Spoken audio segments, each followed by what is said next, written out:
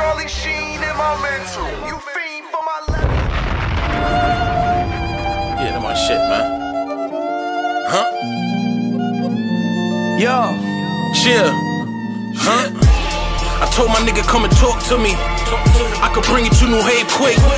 When niggas know a nigga that know a nigga, what up with knowing niggas, nigga, I don't know shit. They drop jewels, but niggas ain't never made nothing. They all talk, but niggas ain't never paid nothing. And then they get in the booth, start feeling they self, start talking that shit like if they spray something. I'm in the hood while y'all niggas play the law scene. I'm straight dropping you this water all chlorine. The girl dirty and I still keep the ball clean. The bills paid, my daughter fed, your boy mean. I'm out here, I don't fuck with the club scene. Matter of fact, I ain't even social. I disappear for a month and follow the cold front. Yeah, I told you that my hustle coastal. You can't make it if you stay local. And never let a washed up nigga coach you. It's a lot of that around here, so it's for the living. I crack a bottle and pour beer. Whole dug here, no service or poor beers. Handful of niggas the team, so yeah, we all here. Rather have mine with a beam, let's make it all clear. Bang, bang, rush mouth gang, nigga, this our year. Straight like that. I've been the man since I started laying tracks. Ain't never been a time that I was whack. Always snapping off and dumbing when I rap. Never slacking when it come to spitting facts. Bitch, you artificial, my artificial, you get it, my nigga, cause I be sizzling the track. Sizzling the track. Bones, blunts, joints of marijuana got me buzzing in the struggle to relax. Take another listen, my nigga, and run it back. 100 bars a minute is going over your cap. Flow is so infinite, my nigga, riddle me that. It ain't about me if it ain't about scratch. I'ma stack it, put the state up on my back. Never slacking, my mackin' is still attacking, so immaculate. Wasn't really with battling, I toss him like a javelin. Overthrowing establishment, I ain't having it. Born a leader, never follow, not the half of it. That's why I move like an activist. On the low, high lean, no activist. Cause it seemed like a catalyst. The dumber generation down and it's the saddest shit. And I ain't hating, but I had it vent. Tell me what your life's like and use common sense.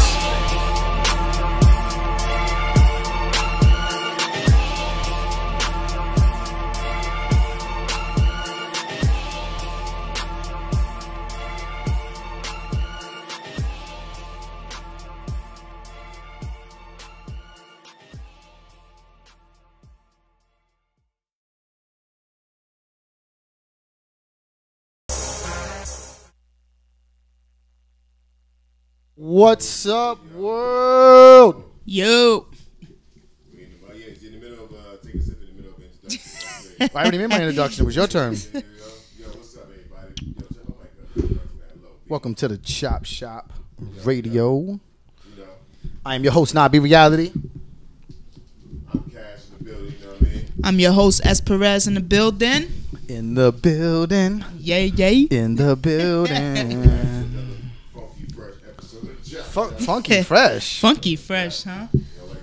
Did this guy just say funky fresh? He said funky fresh. I mean, why though? Cause nigga, you never said funky fresh before? Funky fresh. I mean, back probably in the late '80s. Fresh, dressed to impress, ready to party. Money in your pocket, dying with your body. Hey, okay. Whose verse is that? Question. Say it again. Funky fresh, dressed to impress, ready to party. Money in your pocket, dying to move your body. I don't know. You got me there. MC Light. I didn't have it. I'm sorry. MC Light said that in oh shit, my mic was off. That's why my shit was low. I didn't have it. MC Light said that in What song was that now? Self-Destruction. Oh, that was a banger. For the youngins out there that don't know, Self-Destruction was a song I where a bunch actually of like artists MC got Light. together and were talking about black on black violence and the violence in the inner city and how blacks were basically committing self-genocide, self-destruction. Mm-hmm. Who was on that? Who else was on the track? Kumo D, right? Kumo D, Miss Melody. Yep, Miss See, there's a couple names that I don't know, so I'm learning now. I know MC Light, though. See, how old are you? 25. Yeah, that's why you're 25. See, yeah. You're like, That song probably came But out. I like all the oldies. 25. That song probably came out 25 years ago, right? So, let me look it up real quick. Probably like 88 or something. I'm gonna look it up right now. That's long that. Probably. Like, I'm saying it came out 88. Self-destruction. What was the other one? The West Coast. The West version Coast ones was were all all in the same gang. Yeah, it wasn't as good, but it was alright. But I mean, All right. So the West what Coast. year did you say it came out? I said 88. It was 87, and KRS-One put it together. It was Stop the Violence movement. Oh no, I'm sorry. Was formed in 1987 in response to the violence in the hip hop community, and then it talks about self-destruction. The BDP founding member Scott LaRock assembled many contemporary East Coast rap stars and a time to record a song about anti-violence with production assistance by bandmate D-Nice and Hank Shockley of the Bomb Squad. Okay. The product of the session was a chart-topping song, Self-Destructions. All proceeds went to the National Urban League. A VHS cassette entitled Overcoming Self-Destruction and Making of Self-Destruction was released. The song debuted at #1 on the first week of the Billboard's Hot Rap Songs. Wow. And held the spot for 5 consecutive weeks. That was a positive ass song too. So the following rappers contributed the vocals to the song. Released 1988. Yeah, I'm gonna actually play a little bit. So So Boogie, he tried to make me wrong. He tried to go around that. See what he be doing? Oh, That's sad, sad, man. so sad. the rappers that were in Self-Destruction were Boogie Down Productions, KRS-One, D-Nice, Miss Melody, Boogie Down Productions. Stetsasonic, MC like Daddy-O, Wise, and Fruquan. We actually Straight from the we guys, Daddy, yo, do a crime, end up in jail, you gotta go. I know that whole joint too. You know that verse? Yo, how did you remember that verse so like? I can't believe you remembered the verse so good though. Like I don't know, man. That's just me. I don't. I mean, with that music. was really good though. I mean, that was really, really good. I mean, because Self-Destruction. I mean, do you? No matter how long I haven't heard that song, I still know how. I can't believe you remember that verse so good though. Yeah, it's a whole bunch of shit. Like It'd be like that sometimes. It'd be like random shit though, right? Like that. Nah, I know a whole bunch of shit, man. Like when I was a kid, my mom used to play music, and then I'd be singing the whole song like word for word. She'd be like, "I've been listening to this song for 10 years now." I'm like, word. How the hell you know that song like that? I'd be like, it's just shit like that. Like music. That was some songs too, though. Yeah. For me, it's like my mom had me listening to the Lisa, Shannon, Stevie B, dope. all the freestyle. that freestyle joint. That's dope. That's really dope. You know what I'm saying? So like, I don't know, just that's what sticks in my brain. You know what I mean? Yeah. Like our old producer Gilman and shit. This nigga's football. Anything that has to do with football, this motherfucker remember this shit. This nigga, we was watching the fight at my other homeboy's crib, and I was like testing my watch, asking him, yo, so when the Giants played so and so, what was the score? Joey, he answered the question before this nigga. It was 37-15. Like historically, huh? He went in like he remember all that shit. He be like, all right, at halftime it was 15-22. The dude threw an interception on third down. Like, how the fuck you remember this shit, man? Like, so that's just his. That is pretty crazy. So his thing is football. That's what sticks in his head. So you remember, when you remember. So we're talking for those of you who's tuning in, Chop Shop Radio. Cash is talking about him remembering verses because he really he remembers a lot of old verses. Really crazy. Like all I gotta do is listen to it a couple times, and like for you that don't remember, we were talking about. I mean, for you that might be younger, maybe you don't remember Self-Destruction. We were talking about Self-Destruction. Self-Destruction was a song that was put together, anti-violence movement that KRS-One had put together. And then, so without me naming them, who did you name? I want to see if you get everybody. Let's see his memory. I can't get everybody. Well, who can you name? Who you name so far? Go ahead. You already said something. Like I remember, my name is D-Nice. Yep. D-Nice was on there. I remember Miss Melody be on there. Kumo D. I mean, you said Stetsasonic. I'm not gonna take MC Light. I know. Yep. There's like 4 more. That's a KRS-One. KRS-One? That's a KRS-One. He's on there. Yeah. That's a whole Boogie Down Productions. Yeah. See that dude, Daddy-O. I don't know. He was he's part of Stetsasonic. He's part of. Is he? No. Is he? Yeah. Oh, okay. You know, Daddy-O and you know Fruquan. Daddy-O is the one that linked the Wu-Tang Wu Syndicate in with Wu-Tang, and then Fruquan was on Self-Destruction, and we actually interviewed Fruquan because he's a East Coast Killer Bee. Remember we interviewed him. Yeah. So that's pretty cool. That's pretty cool. And so it's Dougie Fresh. Fruquan's on the Gravedigger stuff too, right? That's what he was. That's when he he was in Stetsasonic. And he's a Gravedigger. Okay, all right. He's an East Coast Killer Bee, so he's part of so he's family to us because we're Universal Killer Bees, which is all part of the Wu-Tang pantheon. Is the West Coast Killer Bees. Take an album like fucking The Pick, the Sick, and the Shovel. I know that whole shit by heart too. Dope. I just ain't heard it in a long ass time. So Self-Destruction was at a time, and when did you say it was? 80 what? I said 88. So 88 that Self-Destruction was brought out. But we're just gonna quickly play a little snippet from it, just because the youngins haven't heard. Because some people actually haven't heard this song. Yeah. She's never heard this song, right? No, I've heard this song. Yeah, I heard this one. Dougie Fresh is my guy. Yeah, Dougie Fresh is on there too. Heavy D. Heavy D too. That's right. In the unity. We're soon to be self-destroyed, unemployed. The B rap versus the See, that's I like rap like that. You know what I mean?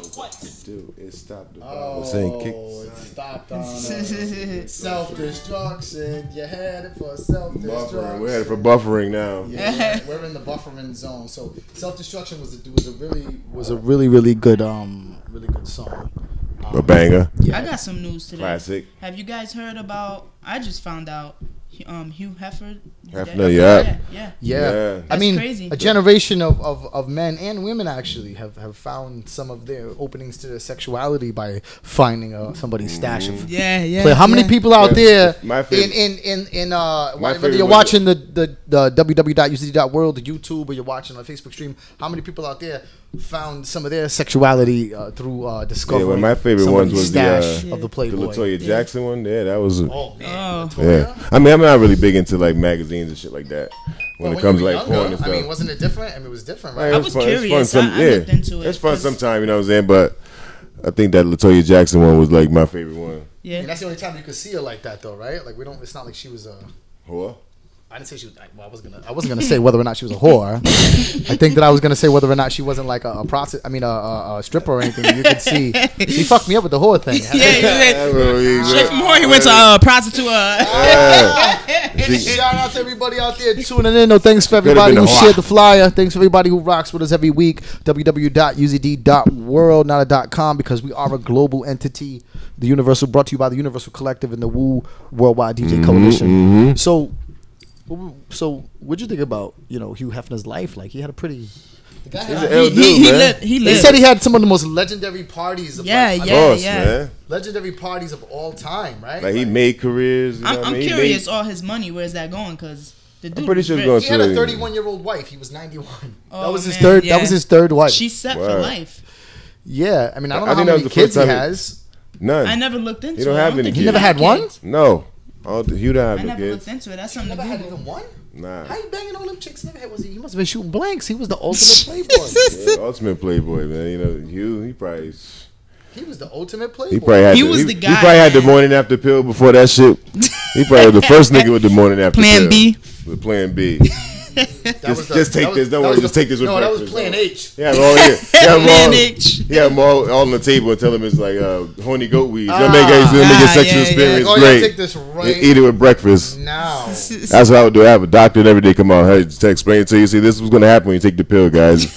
You're gonna be you're gonna have a PowerPoint presentation. Yeah, then it'd be a morning after pill. He'd be fucking clear that out.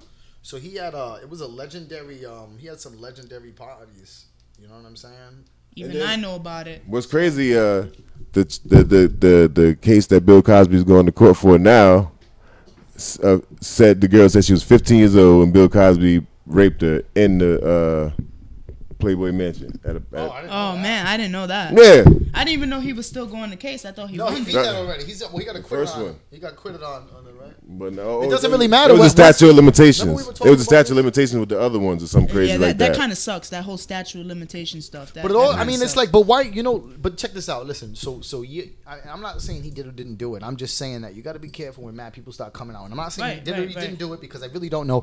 But I just remember that being from New England, I remember years ago when a lot of these pre-scandal come out, and I'm not gonna say nobody's name, but I remember some people that I wasn't close friends with, but I knew they're close friends, and people had confided in me at one point, like, yeah, man, these dudes said that they were molested by that priest, but they didn't even get molested. Just like, money. You know what I'm saying? It's a money thing. So it becomes like, I understand, like, and you gotta like the Usher thing. People are so soft. You can't never talk about this because then women get an uproar. Like, so you're saying rape is okay? No, I'm not saying that. They automatically run to that, and it's like, calm down. Well, that is true. They automatically run to that. They be like, oh, you're saying that rape is okay. No, I'm saying that just because people came out and said something. What you say to that is, rape is not okay, and saying you got raped and you didn't, that's not okay. Exactly. It's the same. Because there's really no penalty for people that falsely claim to be raped, and there's men that have innocent men that have been in prison for many years for crimes they didn't commit, and they get acquitted years later. But it's like you don't get that life back. You don't get those years back. Yeah. Guy get out, his kid's grown, his wife married to somebody else, and you lie because you didn't want to look like a whore. Like, Yeah, you know. yeah. But just and you have to say this just because I think this, and the people who know it should know this. But you have to say this because people are so sensitive these days. Right. We at the Chop Shop are not condoning rape or anything like that because that's what people get. Like they're so like high frequency to it. No, they hear. They're in They telescope. no. Yeah, they right. hear. It's They hear what they crazy. want to hear. Yeah. And they take bits and pieces and they get mad at certain shit. Without So listening that's to that. selective hearing. Selective hearing. And That's exactly what that is, you and know it what? sucks. I want to disagree with something today, and I'm gonna. I can't wait to. I can't Wait. wait to hear some. I can't wait to hear some nanny We gotta poop. get some scarves for that. I can't. Yeah. I can't wait till somebody I'm says coming in here some with a scarf this some winter. nanny poop so I can get all over them. You guys got me, my knickers all in a bunch. So the Chop Shop doesn't condone, rape or anything like that. And I'm not making light of anybody who is raped, but the reality of the matter is that there are people. It's been proven in many, many case studies where people have been falsely accused of rape. And the thing about it is that it doesn't leave your name, even I if you got get to acquitted. meet a story. I can't say exactly. Somebody like my kids. Somebody is related to my kids, right? Okay, yeah, you're not gonna say So, the name, yeah. She got mad at some dude for whatever reason. Went back to her brother. So the dude raped her. I think he shot the dude. Killed him, right? No, he didn't kill him. He shot the dude. He went to jail, and then he never raped her. Wow. Did he find out later, the brother? Find out he did like what I think 5 years. I want to say And then he found out afterwards? afterwards. Yeah, She finally confessed? I believe so. Yeah, Wow. that's fine. Why Now would you do that though? Like why? Like why is that okay? That's not okay. Neither side is okay. I think what people fail to realize is that there's never a one-sided victimization. Like where for every, I can't say that because that's not inaccurate. But there are more women that are raped than men that are falsely accused. But what I'm saying is though, is for every action is a reaction, and there are many people out there that have been falsely accused. Just like there are men, right? It sounds funny and we make jokes about this, but there are men that get raped. Yeah, There was a guy Yeah, that got yeah. raped by 4 women, and he didn't want to tell anybody because he was ashamed. I read about it the other day. It's What more you say? harder for guys to come out with it, honestly. Especially because a lot Because of guys are gonna be like, you should have liked it. Yeah, you should have liked it. like- one in three. I think it's one in three or something like that. 1 in 3 college rapes are man on man. Right. That's crazy. You know what I'm saying? More than one is man on man. We call those Manchesters. Yep, exactly, and it's crazy. Peace. Peace, what's the word? What's going on? 1 second. Can you hear us? Yeah, 1 second. All right, What's going on, man? Hold on 1 second. So we're just wrapping up a conversation. We were talking about the crazy situation in the world of rape, but we were talking about how there's nothing light about the subject, but how so many men have been falsely accused of it and have been convicted. Yeah. So. Yeah, rape. Yeah. Yep. That's what we were talking about. I'm just saying. We're just letting you know that's the subject we were in the middle of when you called. That's why I said hold on a second. Word, yeah. I mean, it's a crazy thing, man. So I mean, if you get accused of rape, whether you did it or you didn't, follows you around forever. That's what we Right. would. That was my point. That if a man is innocent, like it really follows you around forever. But that's another subject for another time. Could you please introduce yourself? We have a very very special guest on the phone. Word up, man. It's William Cooper, Black Market Militia. Word up, man. What up? What's good, man? So what's going on? Yeah, that's the newest project. Word up. I still got my signed copy of your other album. I think I sent you a picture of that before. I got Word up. Wear the pale horse. Yeah, man, that was dope. So let's talk a little history first. So where were you from originally? I'm out here in Jersey. Where I'm out here right now, I'm in North New Jersey. Is that where you from originally? I'm from New Jersey. Yeah, this area, Bloomfield, New Jersey, originally from. But I bounced around, moved around. I was out in Long Island for a while. You know what I mean? But I'm back here in Jersey. Brick City. So where does the name William Cooper come from? Well, I mean, you know what I'm saying? It came from Milton William Cooper, who was a writer. The author, yep. Who wrote a book called Behold the Pale Horse. You know what I'm saying? And that's where I got the name from, because a lot of these rappers want to name themselves after like Gambino. Yeah, gangster, fucking drug dealer, Pablo. Things that's foul, and I wanted to do something more righteous, and I think Milton William Cooper was a true hero, and it was my moment of enlightenment. You know what I'm saying? Reading that book really opened my eyes up, and I was like, you know what? I'm gonna keep pushing this. You know what I'm saying? Yeah. And you know, for some people out there that might not be familiar out there, William Cooper, the author, the book, he wrote a lot about what people would call conspiracy theories, but he talked from a very insider point of view. He talked about a lot of things that were very controversial because he wrote about them at a time where they weren't as popular. What ended up happening to? He was killed. He was shot. Right? Yeah. It was a setup actually by the cops. They Yeah. did some sketchy shit at his crib. They had motherfuckers being rowdy at the end of his crib, looking like young kids, and he was like paranoid because he knew what he wrote, and he went down. Correct me if I'm wrong about the story. So he started walking down the alleyway, down to his private property. Like he was like, "Yo, get out of here!" The kids were acting rowdy. They were like, "Oh, he pulled a gun on him and they shot him or some shit, right? Some shit like that." Oh wow. Yeah, they came after him on a warrant, and then But they went in. They did some sneaky shit though, right? Yeah. He got shot by the police. You know what I'm saying? I mean, there's some other shit. You know, it's crazy. Actually, there's going to be a book coming out on William Cooper that may actually even end up becoming a movie. It's written by Mark Jacobson. He wrote the movie American Gangster, and he did the Joe Pesci movie Love Ranch. Yep. But I'm in the book. He wrote about me, you know what I'm saying, for the book and everything. Yeah, because you're an artist that's Followed me inspired around by for a him. while. And yep, that's dope. That's pretty Yeah, dope. he followed me around for a while and interviewed me a bunch of times. You know, just went about my day to day and all that shit. But I'm in that book, and hopefully it comes a movie. You know what I mean? Word. Yeah, I mean, so so what was it about William Cooper? It had to be something that really struck you. I mean, I know it was a lot of things, but if you had to abbreviate it, what was the moment or the point like where you were like, "Yo, I should use this and pay homage to this"? Like what was the level of knowledge? Like, what was it that? Was it the realization that what he was saying was so out there that you felt it was true? Like, because that's a ill person to name yourself after. Are you there?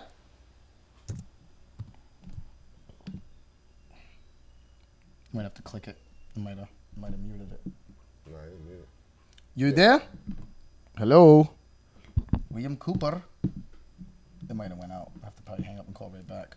We're on the phone with William Cooper of the Black Market Militia, named after the author William Cooper of a book that I read many years ago that was really, really dope. I never read the book. I was about to say that. I never read really the book good either. book. I might have to look into that. Really good book, though. It's a really, really good book, though. Really, really good book. We're just going to have to call him back, and we will get with it. Peace. No, he's on the phone. Yeah, it's ringing. I don't hear it ringing. There it goes. There we go. We're calling William We'll Cooper go to a video. back. We'll go to a video. We'll be right back on the motherfucking Chop Shop. Oh, we got him. Hold on. We got him. Please leave your message. We'll go right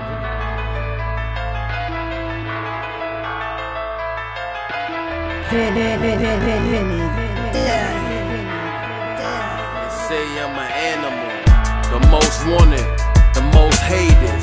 I'm an animal now that I made it.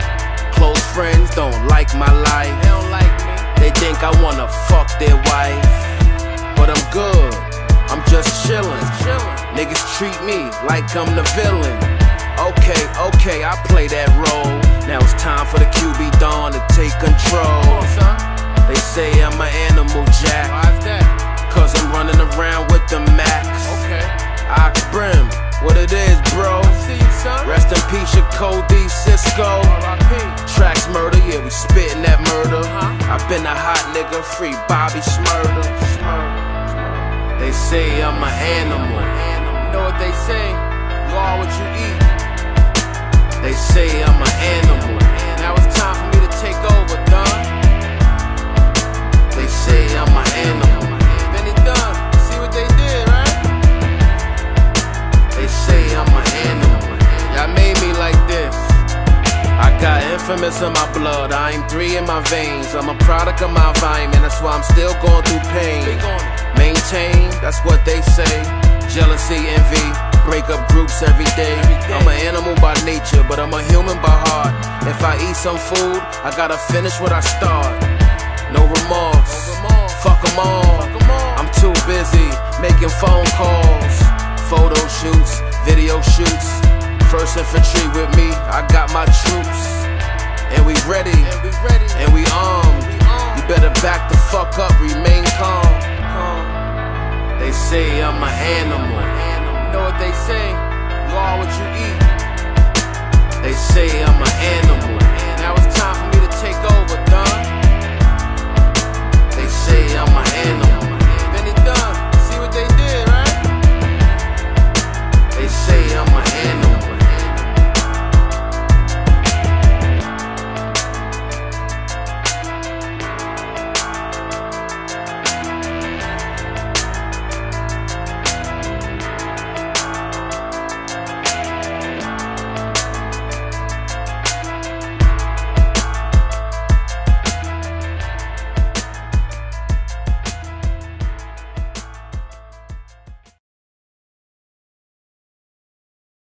I'm about to be on some real murder shit, eh? I'm telling you, man. Any nigga that ever looked at me wrong, owes me money, or ever said any jealous bullshit about me is fucking dead. Villains, villains, villains. All I see is fucking villains. Villains, villains, villains. In my hood, fucking villains. We are back. What's up, Word up. world? Chop Shop Radio with your host, Nabi Reality, Cash, S. Perez. We don't What have up, what up, what up? BX Young G's in the building today, but we are picking back up our conversation because we were on the phone and we had a little drop communication with William Cooper. The one and only William Cooper. William Cooper of the Black The Market. feds is on the phone call, man. The feds is dropping their calls. Oh, hey, man. William Cooper of the Black Market Militia. So you were talking about you're from New Jersey. We were talking about your. So how did you hook up with Killer Priest? Yeah, and the whole those Black guys. How Market Militia. did that whole thing formulate? Well, I mean, first it was like me and Tragedy. You know what I'm saying? We was running together for a while. Me and Tragedy Gaddafi, and I was working on his records, and I did a lot of his records. Still reporting. Well, you did production. Yeah, I went by the name Booth, Booth. Oh, okay, yeah. Okay. So I did like that title track. I did a bunch of the other joints on the album. I A&R'd the whole album. And then we was running around. We was running the streets together and shit. And we was at a Source magazine party. And I was like, oh shit, there's Killer Priest. I was like, yo, I'm gonna go say peace to him. And then one thing led to another. Like the next day, me and Priest got up, and then 2 days after that, me, Priest, and Traj is in the studio talking about let's do an album together. That's up. And then the group was originally just me, Killer Priest, and Tragedy. And then Timbo King and Hellraiser joined, right? But they was always just coming to the studio. They just would show up to the studio, and every time we had studio time, they would be there. And then they would have dope ass rhymes. They'd be like, yo, I got something for this. Yo, I got something for this. And we was like, yo, spit that shit. And then and then it was just kind of like, instead of writing featuring Timbo King, featuring Hellraiser on like almost Every track. a lot of joints, you know what I'm saying? A lot of tracks. So we just said, fuck it, we a group, motherfucker. Yeah, that's a dope ass. That Black Market Militia album is a banger. Yeah, because during that time, we was a real group. Like, I mean, we were together every single day for like the summer, you know what I'm saying? That's We was going to the studio every single day together. We was going out every day together. And that's after the studio. That's a great way to make an album, you know what I'm saying? Where everybody's just chilling together, vibing all the time, you know what I'm saying, and just absorbing the whole shit in. Yeah, hell yeah. It's like because we out there building, like, you know what I'm saying? Talking about political topics, talking about science, you know what I'm saying? Deep stuff, shit down. You know what I mean? And then that comes out in the music, you know what I'm saying? Yo, did you always rap about like political shit, or was it a time like before you got into that, you was rapping about other stuff? I mean, I mix it up.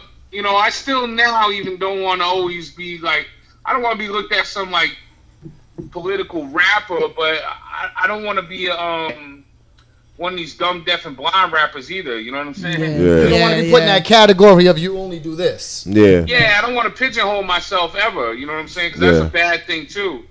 But do you feel like sometime when you get out of what you normally do, the people like, nah, or do they normally no, I like? mean, it depends. You know what I'm saying? It depends. I mean, you got to mix it up. You know what I'm saying? But Yeah. I just want to be the rapper that that I'm never gonna bite my tongue. You know Word. what I'm saying? Word. And if I feel there's some type of injustice, somebody should say. Some people's like, "Wow, how can you say that on a song?" You know, people might come after you or this. I'm like, "Yo, man, Fuck it. the truth got to be heard." You know Right. what I'm As saying? long as if it's Yeah, you true, gotta speak your truth, right? No it's matter truth. what the cost is, right? Yeah. So what you think And about? that was the shit William Cooper said, you know, in the book that really, grabbed me. He was like, Yeah. he was like, yo, you don't ever trust nobody or believe anything. Go out and do your own research. Yeah. Find out if it's and find your own truth. Yeah, you know what I'm word. saying? Find out what's really real. Word. You know what I'm saying? That's So something what- that Dr. York always said. Well, so what do you think about That's that? real. What do you think about this whole NFL kneeling shit and that? I mean, it's all propaganda, man. You know what I'm saying? I mean, they're trying to make it into something else, and they're not talking about the actual Problem. The problem. You know Isn't what that, I'm what saying? isn't that what they normally do though? Like that's a tactic that's been Yeah, going on for years. Yeah, it's a way to spin it. You know what I'm saying? It's like to redirect it. You know what I'm saying? Mm-hmm. Like don't That's like pay attention to this going on over here. That's like when your girl do something wrong and you get mad at her and she say, "Nigga, remember last time? Remember 2 years ago?" Yeah, exactly. You know what I'm saying? So it ain't nothing new. You know what I'm saying? That's it ain't what- nothing new. That's for sure. It ain't nothing new. So you got anything? So you just came out with the last album. What was it called? God Bless. God will. God will. Yeah. God will. You God's got the will. video. It actually won Independent Album of the Year at the Underground Music Awards Word. right in Times Square. Congratulations, man. Thanks, man. It's dope. We actually beat out Nas's artist, Bishop Nehru, and dude Joey Fats from the Midwest. Yeah, that's what's up, man. it was dope. That's big. It was That's dope big to right win. there, man. That's a huge, Yeah, it was- huge accomplishment. Yeah, no, it was dope to win it because like that's an award like Nicki Minaj has won, J. Cole's won, Styles P. You know what I'm saying? The Underground Music Awards is is a good event, and the fact to win Album of the Year, Hell yeah, that shit was dope. You know what I'm saying? that's what's up. And I mean, even that record, you know what I'm saying, is a strong record. I got like a lot of my friends on there. You know, Killer Priest on a couple joints. I got Timbo on there. I got Pace One from the Outsiders, Young Z the Outsiders, Word. Rod Digger, Nature, Sticky Fingers from Nature, Onyx. yo, Nature is an underrated, one of the most underrated artists ever, man. Yo, you gonna throw some Nature on, man? The shit that he be Y'all saying. need to put on the video. Oh. Y'all need to put on the video we did called "Something Ain't Right." I kind of that rings a bell. I kind of remember that. That's Hearing dope. that That's song. a political joint right there. It's called "Something Ain't Right." Yo, Nature take. That's on the God's Will album. Nature amazes you with simple rhymes. Like he'll just put some simple shit together. It'd be mad simple. It won't be nothing intricate or like crazy. And you'd be like, damn, like how the fuck? Yo, niggas mind shit. Nature's mind blowing and shit. I gotta look into all this. I'm still new to all this stuff. Nature's a good dude. So, you ever been to Bourbon Street? Bourbon Street in New Orleans? Oh no, it's crazy that you just said that shit because I was just at Bourbon Street in New York City. I'm like, so Bourbon Street. Because there's a spot in New York City called Bourbon Street. It's like a New Orleans themed. You know what I'm saying? Like bar and restaurant. That shit is off the chain. So it's I funny was you literally said that. just there. So you said you was in a bar. Ah. So peep this out, right? Let me break this down to you, right? So on the show we have this little thing we call a segment. We want the artist to give us some bars. So the way we introduce it, we say you ever been to Bourbon Street, and there's a lot of bars on Bourbon Street. You know what I mean? But they never really get it. Only like a few. Show before, forget. Like 2 people only picked it up on it. You know what I mean? So we say I this. never picked up on it. Yeah, exactly. You know what I mean? So it's like this is a part of the show we want you to give us some bars. You know what I mean? All right. So particularly some bars from your award-winning album. So what's your favorite verse off that album. There we go. And that's That's tough. That's tough. I mean, the joint fucking Never Fall. You know what I'm saying? It's pretty crazy, kind of deep. I come like hey yo, the heart of a lion, align the stars of Orion. When you shit, what I say? Damn, I don't even remember my rhymes. You can reset. Lion, align the stars of Orion. When you just keep climbing, surviving, trying to get through trying times without dying. Even after the darkest night, the sun's still rising, shining. Your hardships become defining. You never catch me hiding, catch me riding. Pressure bursts pipes, but stress can birth diamonds. So keep mining, dig deep, keep grinding. Hang gliding, when I'm rhyming, I'm flying to better days on the horizon. Reach for these 2 words when you feel the pain piling. Never fall, giving up's never an option. Never move faster than my guardian angel. Sometimes I had to slow down and analyze every angle. My life was all tangled in the dark web of evil. To break free from demons, I used the fire from the evil. Dope fiends banging that diesel. Poisoning their soul with fatal fluid from the needle. Melt the flesh off the ghost with each dose of that lethal. Shine light through the darkness to save the people. Spread my angelic wings while I bust shots at the government. Tablet protected by the Ark of the Covenant. Descended from the house of David, the slave Damien. Keys to the kingdom of heaven inside my heart, man. While the digital devil turning humans to robots. Most of the globe think they free, but they really locked in cell blocks. Held under surveillance from first breath to death. My invisible steps, still mysteries to the feds. Black Market that Militia. Bourbon Street right there. So, I was telling Cash earlier about this. Briefly, could you talk about because we're gonna interview him in like 2 weeks, but could you talk about your artist that you just signed, that you got signed? Yeah, word. So, my artist to sign me and my label, Gemstar Regime, goes by the name of Stoneface. Yeah. And you know what I'm saying? Stoneface got a story in himself. You know, Stoneface is blind. He got shot in the head close range. Is he completely blind or partially? Completely. Oh, wow. I don't know many blind MCs. I mean, that's pretty crazy. Yeah. Was the blind dude, Blind Fury? Well, Blind Fury was born blind. Yeah, he was born blind. Yeah. Like my man, you know what I'm saying? My man was living just like us with our eyes. Yeah, and then the last thing he ever saw was a gun to his head. That's a hell of a story right there. That's crazy. And the bullet went through like the one side, like temple, and came out the other side, and it severed both his optic nerves. Jesus Christ, not one but both. Yeah. He could have died though. Some people die from shit like that. He died twice on the operating table. You're supposed to die from that. Not could have died. You're supposed to die. Yeah. He died and they brought him back. Died twice. Nah, he died twice on the operating table, but he resurrected, you know what I'm saying? And he's back. That's why we call him the Philly Messiah. Did he where's he from? Philly. He's from Philly. Where did he North Philly. Did he rap before or after that? Like he rapped That's a good before question. and after. You know, he was in this group called Star Blaze back in the day. They charted on Billboard. You know, I mean, he's done songs like The Game, Petey Crack, Bun B, you know, Nature, Capone. He's on Tragedy, Stug Matrix. You know what I'm saying? But so I signed him to this, you know, signed him to my label, you know, for a few albums, and then I signed a major distribution deal, and his album's gonna come out November 3rd. I'm on like 5 songs. Cool. Little Fame from MOP's on the album. Oh, that's dope. Okay. Nature's on the album. Sadat X is on the album from Brand Nubian. Word. Brand Nubian. Who else? Freeway's on the album. Night Prince from Killer Army. Oh yeah, he's on your first album. Yep. Yeah. Blackistan's Army of the Pharaohs, right? Yup. He's on the album too. So I mean, it's a crazy. Ras Kass is on the album.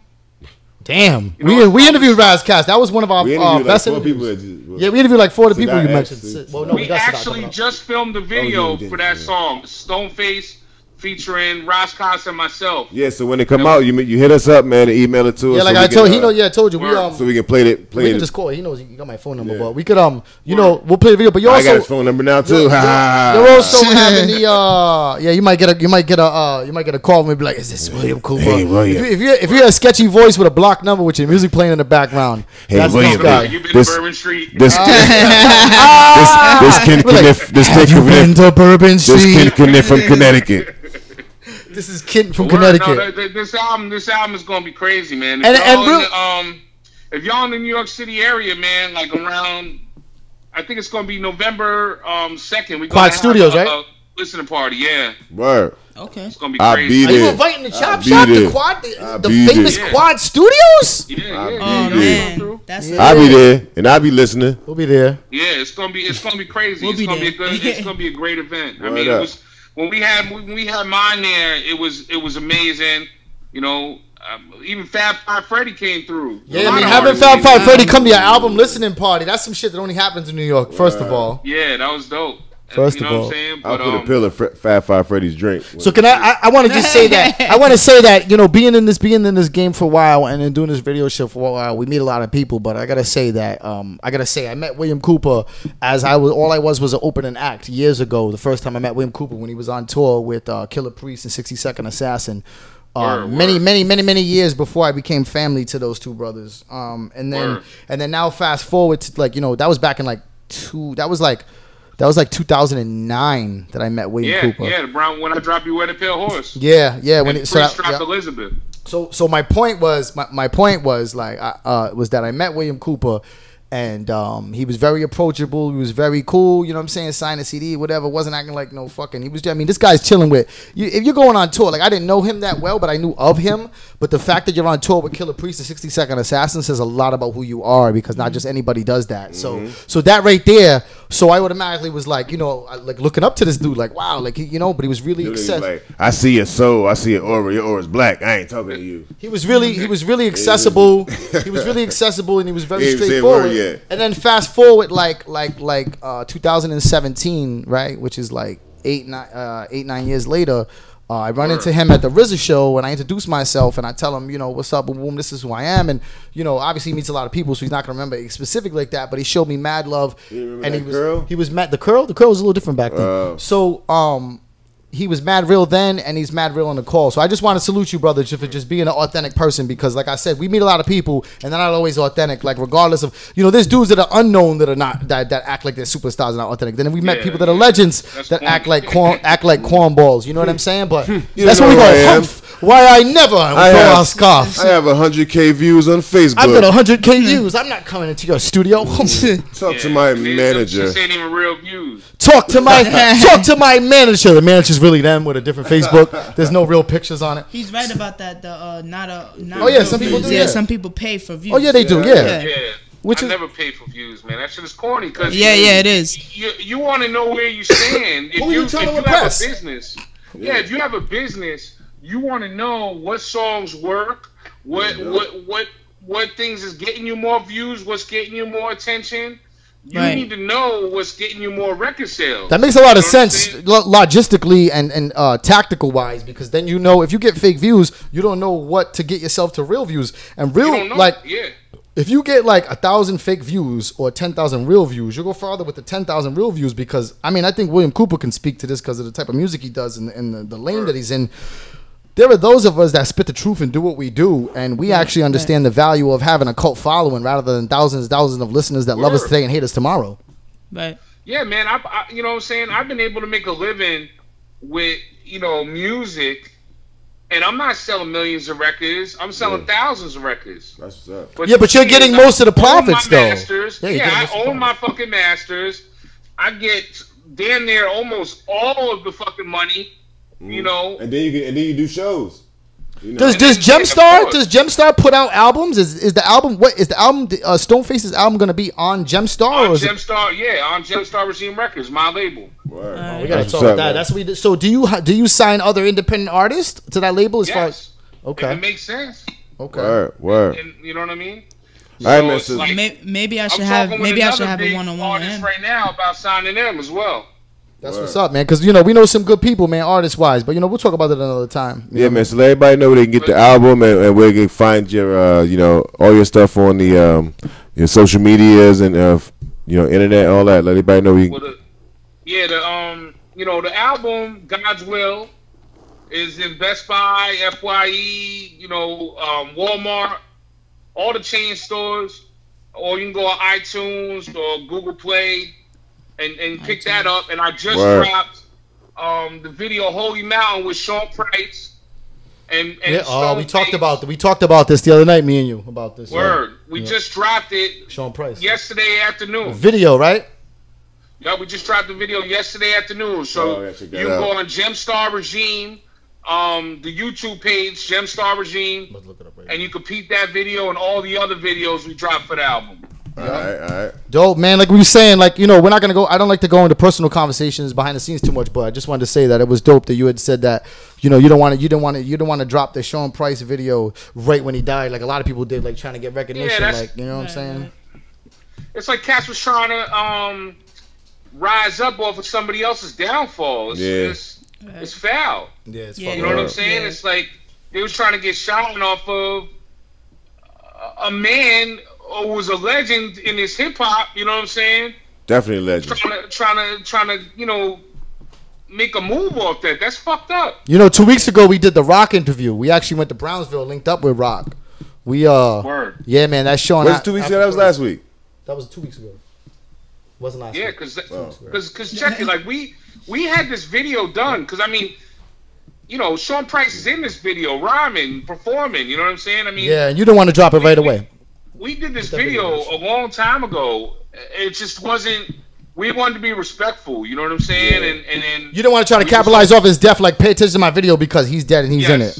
Yes. That's respectable. Why in the video. That's why in the video there's not like a big rest in peace thing in the beginning or the end. No, we did this song to make a great song together. Yep. You know what I'm saying? It's fucked up what happened. It's tragic that he's not here in the physical form right now, but he's gonna be here forever because he left the imprint in the hip hop culture. You know what I'm saying? That's real. He's your favorite rapper's favorite rapper. Right. Yeah, he's that guy. You know what I mean? And it was an honor to build with him, to work with him, to meet his family.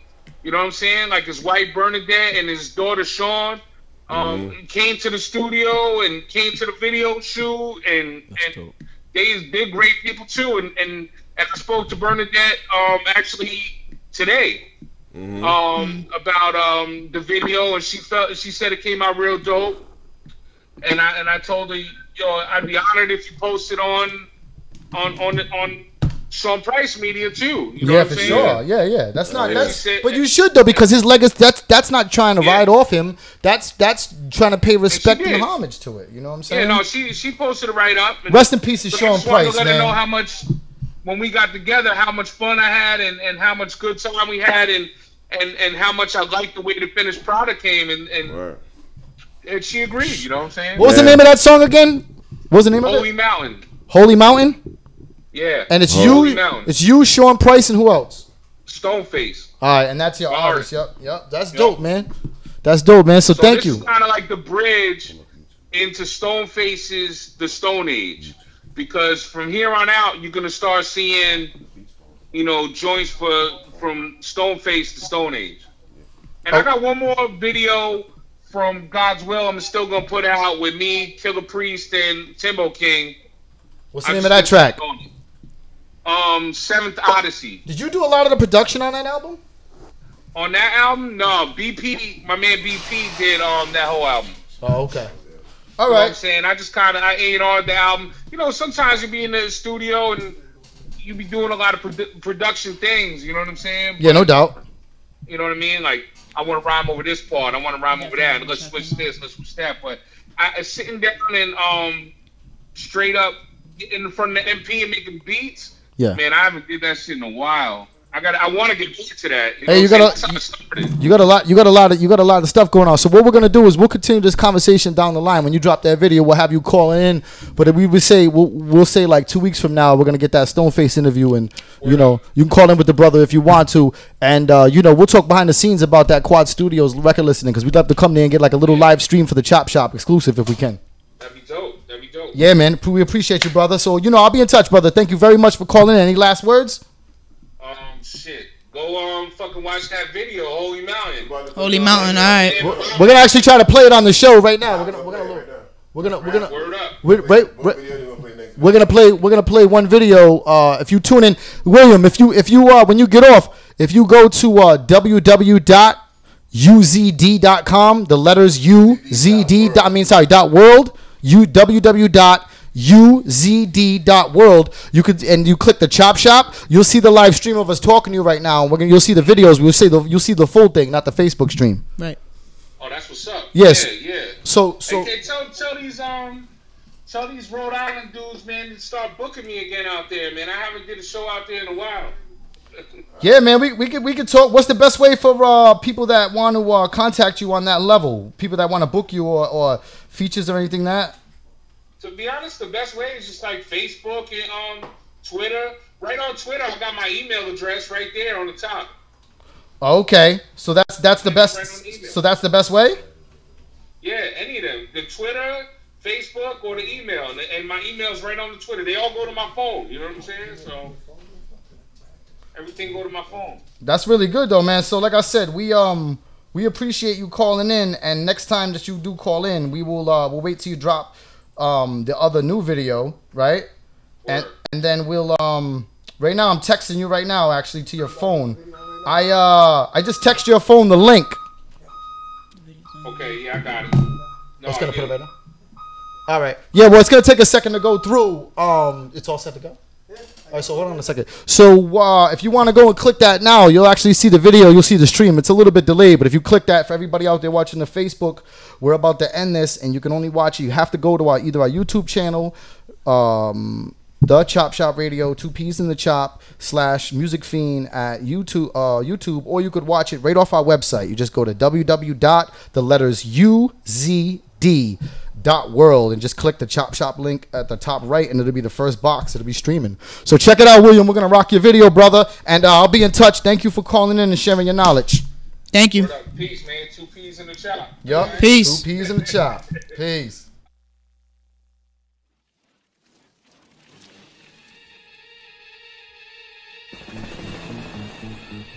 Yeah.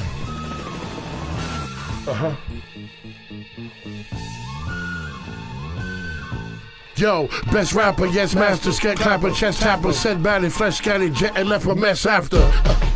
Sean spray rapidly, display nice today, nice to Andre Agassiz. P, Black History Month, black and cracker eye, participate with the punch.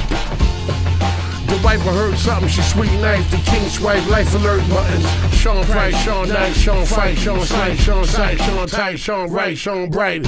Do you lightning tight, pin right, lightning strike twice. Viking, I can see the Nina with the sight. Knife striking, fight, disliking the cycle type. Type bottle, your idol, holding the title for the night. Michael Knight call with the height in sight ball. I'm not like y'all, plus I don't like y'all, pig. Keep climbing till you reach the apex. Mountain View, sit 2 burners on the Pyrex. Throwing 3 cubes, head cracking the dice game.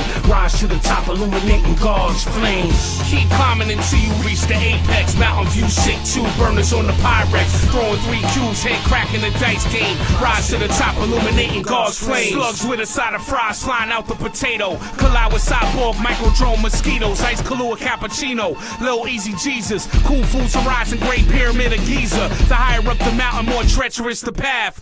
Older the money, more dirtier the cash. The road to power paved with casualties. Slang executioner, decapitating MCs. The Western Union saluting. Money gram, Iron Man, blue holograms moving fluid. Hash oil dripping on my tree branches. Pawns get buried when the pale horse advances. Life's a chess game, a climbing the food chain. Hopping turnstiles to first class and on planes. Breaking bad, carving rhymes into blue ice. Invoking the ghost of Walter White. Keep climbing till you reach the apex. Mountain View shit too, burners on the Pyrex. Throwing 3 Qs, head cracking the dice game. Rise to the top, illuminating God's flames. Keep climbing until you reach the apex. Mountain View shit too, burners on the Pyrex. Throwing 3 Qs, head cracking the dice game. Rise to the top, illuminating God's flames.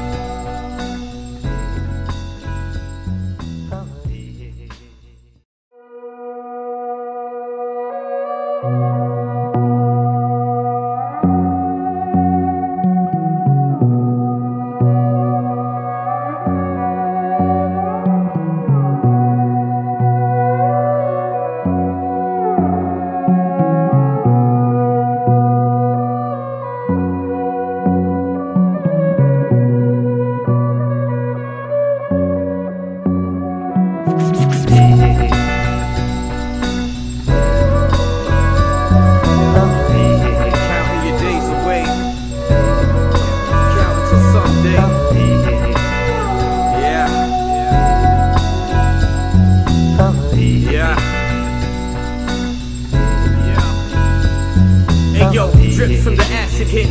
Take a trip to your mannequin. If you ruin his life, might as well kill him. There's no thing is half a sin. They break it, you build it again. Revenge will erase the reasons you mad at them. Recreation use becomes abuse. A full bloom butterfly effect resurrect from the caterpillars.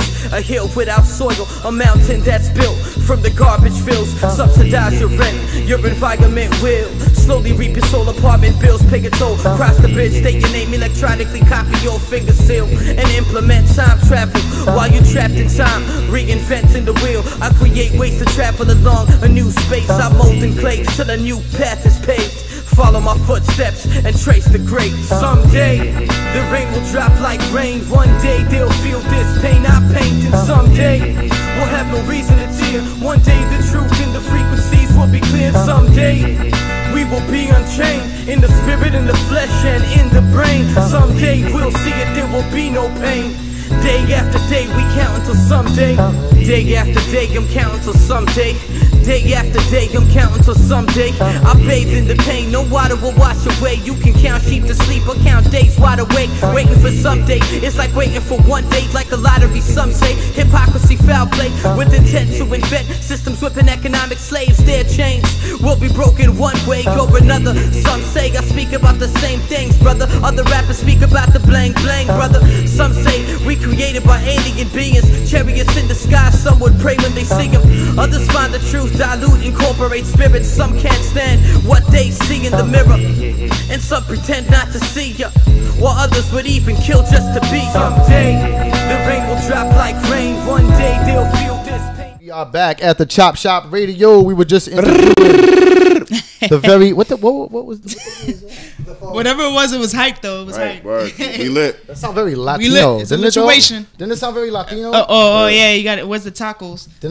Is it taco already? Jesus Christ! Yo, man, the people at the back of my house, like their backyard is my backyard, man. These dudes party every fucking. You know what did Friday. Cat Williams say? Spanish people just need a radio, a front lawn, yeah, and a radio, a front lawn, and a 24-pack. But they're talking over the radio. You know what I'm saying? That's how it is. That's how Spanish parties are. Yeah. I go to my family, everybody's like, ah! yeah. Yeah, We got the 'cause whole music thing. loud. Sometimes I'm in the car, right, and I do it with my friends, right, because like I put the music loud, but it's what I'm used to. So Yeah. like, I put the music loud, then I'm having a whole full blown conversation. I'm like, and they're like, yo. Put the music down. Yeah. Just put the music Yo, down. You know that should be crazy. But Spanish people know Yo, how to. We know how to it was- project Oh, yeah, over. yeah, It was pouring rain. It was We know how to pouring project raining. over the- They had a tarp. They didn't stop them. They had a cover. They was still chilling back there. Oh, they had the tarp? Music banging to like. The top of the Puerto Rican the flag hanging weather from don't it. Nah, stop it was us. blue. The weather don't surprised stop it wasn't us. a Puerto Rican Nah, flag top. I really don't. You know that, right? The weather never stops us. Nah, they ain't Yeah, not. man. Unless it's like lightning, because then you know. Yeah. I keep looking out the then window we gotta thinking they arguing and shit. I'm like, oh, should I fight? Like, nah. Nah, ain't no fight. Speaking of, Wait a minute, Cash. Why the hell were you stalking out the window? You should have just joined the party. yo, that is a good question. But can I? Yo, that is a good question though. Why are you stalking out the window? I thought niggas was fighting. I told you, I'm like, yo, they fighting. I look out the window, they're not fighting. And shit. I'm like, I go back and chilling. Oh, should they fighting? They ain't fighting. It seems Speaking like of- that's your TV over there. I know, right? like hood television. Right. Latino television. Telemundo. Latino Telemundo. Telemundo. Bang, ding, dong, ding, Let dong, go, dong, let go. That's how they go over there. Bang, ding, dong, ding, dong, dong, dong. Cash was talking about one night. We can't go too far. With Cash was saying the one night he forgets how I'm Puerto Rican, and one night I went full poppy. I started dancing with a Full Spanish poppy on girl. him, huh? We were looking at each other in the eyes. Oh, you did the. Yeah, we were looking at each other in the eyes. And just I was kinda like, got- oh, You know what's crazy shit, I is you forgot. won't have He no said I connect forgot. with them. Yeah. He said You can "Nah, have we went you full can have poppy." sex on the floor dancing. Yeah, I didn't have sex Literally. with her, but it was like her and I. Her and I were dancing, and some reggaeton came on, and we were like Oh, going Spanish forget it. people. Once Yeah, reggaeton So her and I comes, made you the gotta eye put them on that contact. place. He took his shirt off in mid dance, like he had a shirt on. Right. Yeah, he didn't miss a step. That's funny because I used to have a roommate. So let me ask you a question. Did you put the condom on while you was dancing? Cause No. We didn't get that. We didn't get that freaky, but it was more just like intense, like as far as like we just got real It was- Spanish. Spanish It wasn't girls- dirty Spanish dancing. girls It are was semi dirty dancing. It was semi. It wasn't like us Yeah. grinding and thrusting on each other. Other than Spanish people, you know who else I thought I had good experience of? Jamaican girls. Yeah, They gets down. dirty Yeah. wine. Dirty wine. That's it. They get violent though. Gal. You might That's get the dudes that get violent. What is it the with girls the jumping on. I seen the girl jumping slam on it. dudes, No, hitting I them with seen the elbows girl. and shit? I seen the girl power bomb a dude. She power bombed this nigga right on his fucking neck. Was she bigger than him? No, she was not that big. He was not that big either. But she standing right in the shit. Jamaican women are. I don't want to. You know what? I can't say so much American Jamaican women, but women in Jamaica, when you're in Jamaica, are a little aggressive than you would think. A little aggressive. Well, no, I'm saying like it's when talking to A you, lot they're of aggressive. aggressive. Like they're very straightforward in Jamaica. Yeah, yeah, straightforward. What you boy? Like the Busta Yeah. Rhymes, Busta Rhymes skit. So you don't want this pussy, boy? You what kind of man don't want this pussy? Yo, I was in Jamaica for like less than 2 hours, and the cab driver already sold me a big bag of weed, and the local and the resident Jamaican prostitute It's the tried to sleep accent. with me 4 times. It's the accent, man. It's hard to 4 say no. times she tried to sleep with me. But she tried to rope me in. 4 times, She tried to though. rope me in. She was like, "You want a party?" I'm like, Yeah, you want I a was like- party. I was like, "Yes, I do." She's like, "Are you a wild boy?" I was like, "Yes, I am." She was like, "Would you like to go?" I was like, "Yes, I would." She was like, "How much money you got?" I was like, Oh, fuck that. Not enough money for that body girl. That's how it said. "You batty boy." She walked off. Great body boy walked That up. was the time that I went to the Sunsplash and worked there. That's when I used to work at events all around the world. Well, not all around the world, all around America, North How was that America, South experience? America. It was pretty amazing. I went to I went to Canada. I went to Jamaica. I went to mad states I've never been to. And just work festivals, like usually like African related festivals. Yeah. So, anyways, I worked at the Sunsplash. So I had behind the scene passes. I talked about this one time on the show before. So it was it's the biggest reggae festival in the world. It's a 4-day event, and it was the time that Ja Rule embarrassed me as an American. Oh wow. I always bring this up because Ja Rule was on stage and he was performing and he was in all white, right? All white do-rag and all this. He brought that dude that can't rap, Cadillac Todd, the one that so-called Stab 50, and Ashanti was there. No disrespect to any of them, whatever, but I was backstage and everything. I wasn't chilling with them, but I was working, so I was backstage. I was around. I saw a lot of shit, and like it was kind of embarrassing because Jamaicans are really tough people, Right. and they're really like rough around the edges. I'm not saying that they're not friendly people. I'm just saying that like especially in Jamaica, they live a really hard life. Like their idea of poverty is way different than our idea of poverty. Like the people, not everybody in Jamaica. There's plenty of rich black people in Jamaica, but there's also plenty of people that live in what Bob Marley talked about, right? Trench Town Rock. right? He was talking about the shanty town. In those towns, those shanty towns are actually like, if you've never been there and seen it with your own eyes, like you can think that you know. That's why I tell people like, yo, you don't know what hood is because you're from the East Coast or whatever. Or I'm from the hood. The hood is when you see these shanty towns, and they're not really houses. They're like little huts that are made up of like discarded pieces of metal that are just kind of put together with like no running water, and some of the kids don't have shoes, and there's no electricity. So this is the environment that some of them, not all of them, but some of them come from. So we're at the event, and Ja Rule gets up there, and Ja Rule does one of his tracks, and nobody sings along because it was like one of those like real commercialized songs. And you know, I don't dislike Ja Rule or anything like that. I'm not a big fan, but I don't think dislike he's him. alright. I have mixed opinions about Ja Rule, but anyways, I was proud that there was American up there. It was because there was 4 days, and I was there for like 2 weeks. Right. I went all over Jamaica, but that part of it was in Montego Bay, tourist area. But there were some real hard body people there. Right. So anyways, the point of the story is Ja Rule starts singing. I told you about this. Ja Rule sings his song, and Ja Rule takes the mic, and he puts the mic to the audience and shit, right? And he takes the mic and he puts it to the audience, and he's like, singing, and he throws the mic, and the audience doesn't sing. So he goes, you know what? Come on, man, you gotta sing along. So he does it again, and he puts the mic like this, and they don't sing. This dude stops and whines in front of thousands of people, and he's like, if you guys don't sing along, I'm just not gonna perform. I came all the way here from America. Man. So he did it a third time, and a few more people sang, but not really, and he just did his set. And Ashanti's really not that great live. Singing. She's not, huh? Not at all. Not a lot of people are great live. Ashanti's like a studio artist. You know what I mean? Like she can sing. She can sing. She's not. I'm saying Ashanti can't sing. I'm not saying that either. But what I'm saying is like she can sing. She's not a powerful singer. You know what I mean? And she's not like from what I've seen, a strong dancer. You know what I mean? So it's not like she's doing the great dance. She's not a great. She's a good artist. She made great songs. She made great studio songs. Yeah. Yes, she does. You know what I mean? I feel like here's my thing. I don't feel like she's a great entertainer. What was that classic song that she did? I'm so happy, baby. I'm so happy. No. The one that Biggie remixed.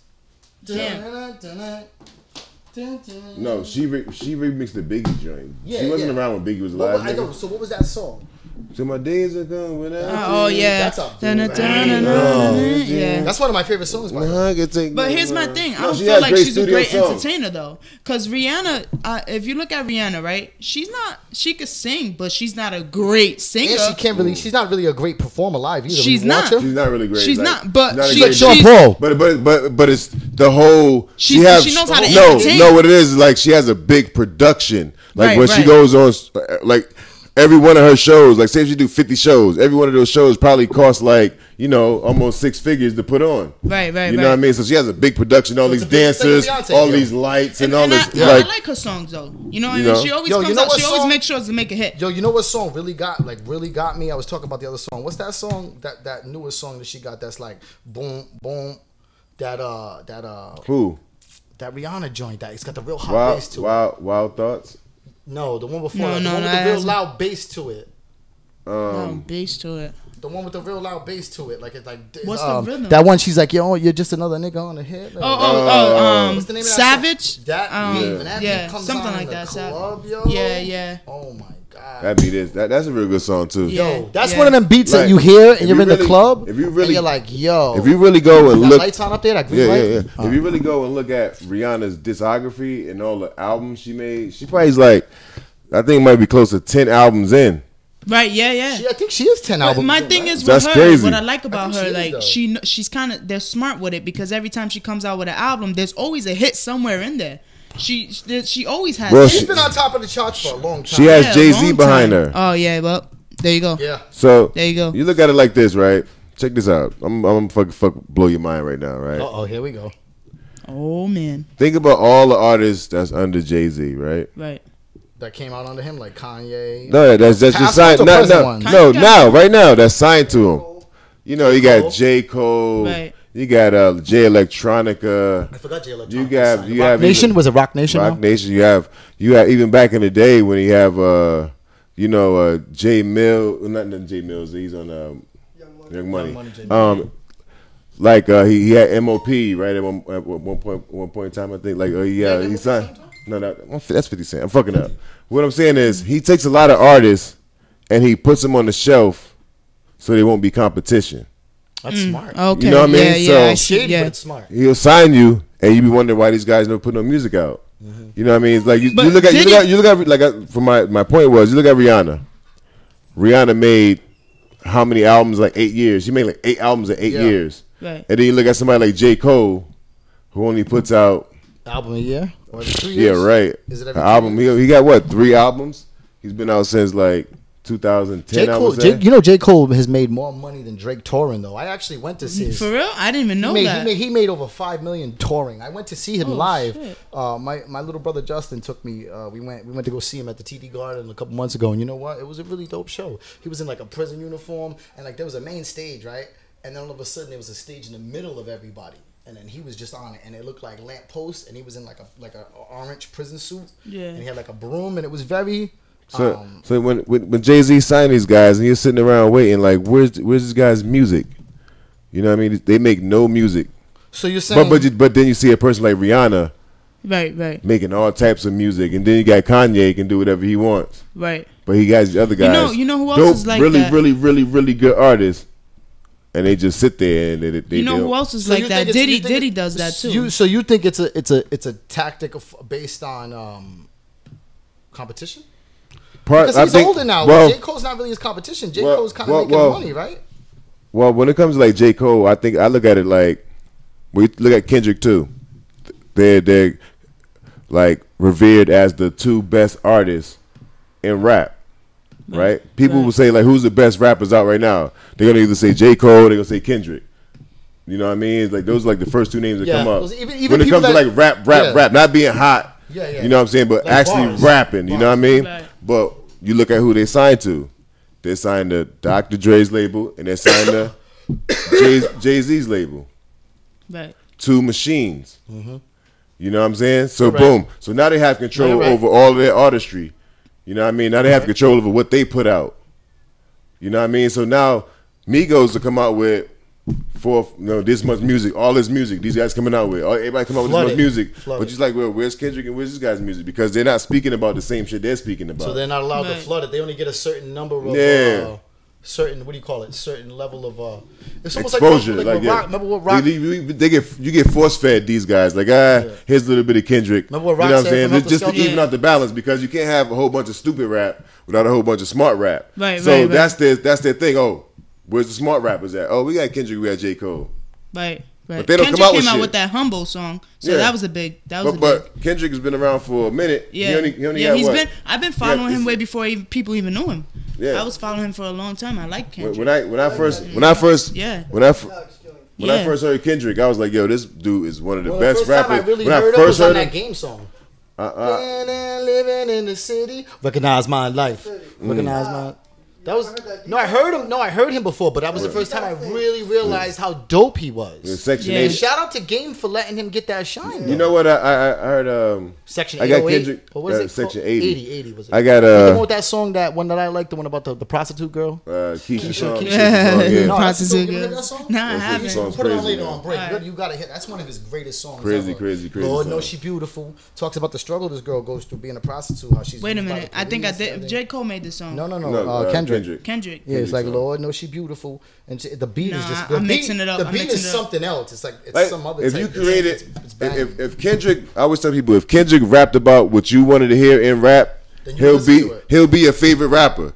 Right. Just because, like, technically, like the way he raps and like how he can rap is like, this is off the hook. Like if you made a machine that can rap, it'll rap like Kendrick Lamar. That before. You know what I mean? Like if you made a machine that rap perfect and just rap anyway, it'll rap like Kendrick Lamar. You like if you know what when it comes to rhythm on the music is 1 2 3 4 1 2 3 4, and then it's I learned that at an early age. The 1 and 2 it's 3 awkward 4, yeah. And it's awkward. You can go 1 2 3 1 2 3 yeah 1 2 3. So this dude, if you go to Section 80, there's a song that goes like that. That goes like that. That 1 2 3 1 2 3. And when I first heard it, I was like, "The fuck is this?" I was listening to the beat.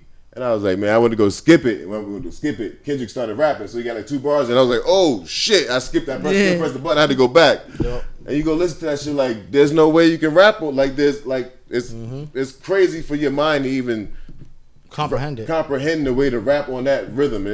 I'll play that shit for you too. That shit's off the hook. Yeah, it's crazy. He's, you know what it is he's one of those people like Eminem that if you really look at it, they're almost like a Beethoven or a Mozart with their patterns of how they put it. That's how I always felt about The Dream. Because he's not the greatest singer, and he uses a lot of things. But if you listen, if you ever listen to like the song, you ever heard the song "Fancy" by him? Yeah. The way he arranged that song, it's the arrangement. It's what's genius. Yeah, the arrangement can make a good song to a great song. Sometimes that goes past regular people's heads because they don't understand. They don't understand, because they don't make music. Yeah. A lot of times, you don't have to make music to appreciate these artists, but a lot of times when you're involved in music or some form of fashion, you have a different ear than other people. Yeah. So you listen and you're like, wow. I always say like if you make music and you've been around music and you understand music, you can be watching a live band and the live band will make a mistake and you be like, oh, where's the nigga who made a mistake? But the average ear and the average listener won't even hear the mistake. You know what I mean? They never even realize it. You know what I mean? So yeah, true indeed. It's all about. I feel like I'm like that with my music though. Like I'm very like critical of yourself. Yeah, I'm very critical, and then people hear me and they're like, how the hell you do that? I mean, if like we really got to talk more about like my music and stuff like that, because I really do write some stuff and people just be like, yo, you got so much talent. You know what I mean? We do go in time. Yeah, as you come here, like that's what we do. We focus on it. I mean, because there's a don't lot you of have a things performance coming up? Yeah, what you? Secret location, Nabi Reality's birthday party. Hey, since it's a birthday party, though, I want to do like the party joint. So I'm gonna do a little party joint. You can do the man on the road. Happy birthday, happy birthday, Mr. President. I'm about to do the Amy Winehouse. They want to take me back to rehab. I said no. We're getting real on the Chop Shop after dark. So you want to go to the video and then we'll come back and wrap it up the last few minutes? Yeah, we can go to the video. You got a video on deck over there? We got that rock joint? All right, we got the newest joint by Rock Sponsor off the Sean Price. That's off the right. Is that the Sean Price joint? Off the Sean Price. The Rockness After Price album. Shout out to Rockness Monster, the whole boot camp click. Rest in peace, Sean Price. Helter Skelter forever.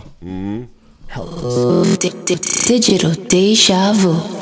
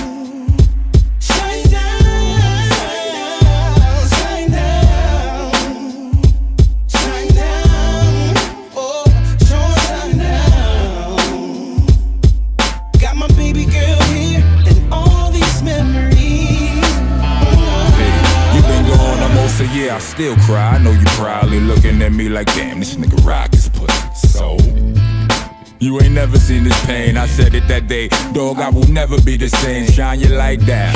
You shine, I shine, I shine, you shine. I know it's time to grind. I know, it's work to do, but I'm hurting, dude. Luckily, Raquel came and gave me a purpose too. Pictures on my wall had your boy in a worse mood. But what I'm supposed to take him down? What kind of jerk is you? With my energy low, I get a search from you. Listen to some of your verses. Ooh, brother, you still inspire me from the other side. Even from the grave, you still have for the reason that I'm a beast. I am gon' be best rapper alive, since the best rapper died. Heavy's the torch, but I got no choice, I'ma have to shine. Life's bittersweet, can't put a price. What you mean to me? You live on in the industry, in these streets. My baby girl came on time and gave new life to me. Shine down, shine down, shine down,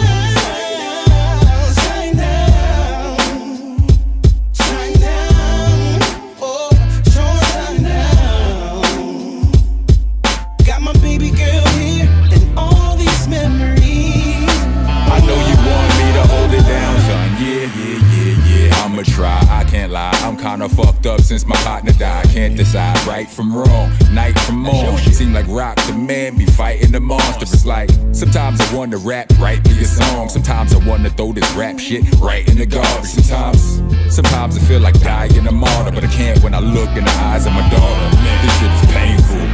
She'll never get to know what fun is, uncle. I'ma use your jokes as much as I want to. I ain't one to accept the fact that in the book of me, ain't no more chapters in this book with P. But fuck it, you still inspire me from the other side. Even from the grave, you still half of the reason that I am a beast. I am gon' be best rapper alive since the best rapper died. Heavy's the torch, but I got no choice, I'ma have to shine. Life's bittersweet. Can't put a price. What you mean to me?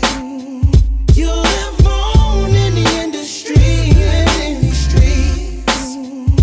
My baby girl came on time and gave new life to me. Shine down, shine down, shine down, shine down, shine down, oh, shine down. Got my baby girl here and all these memories.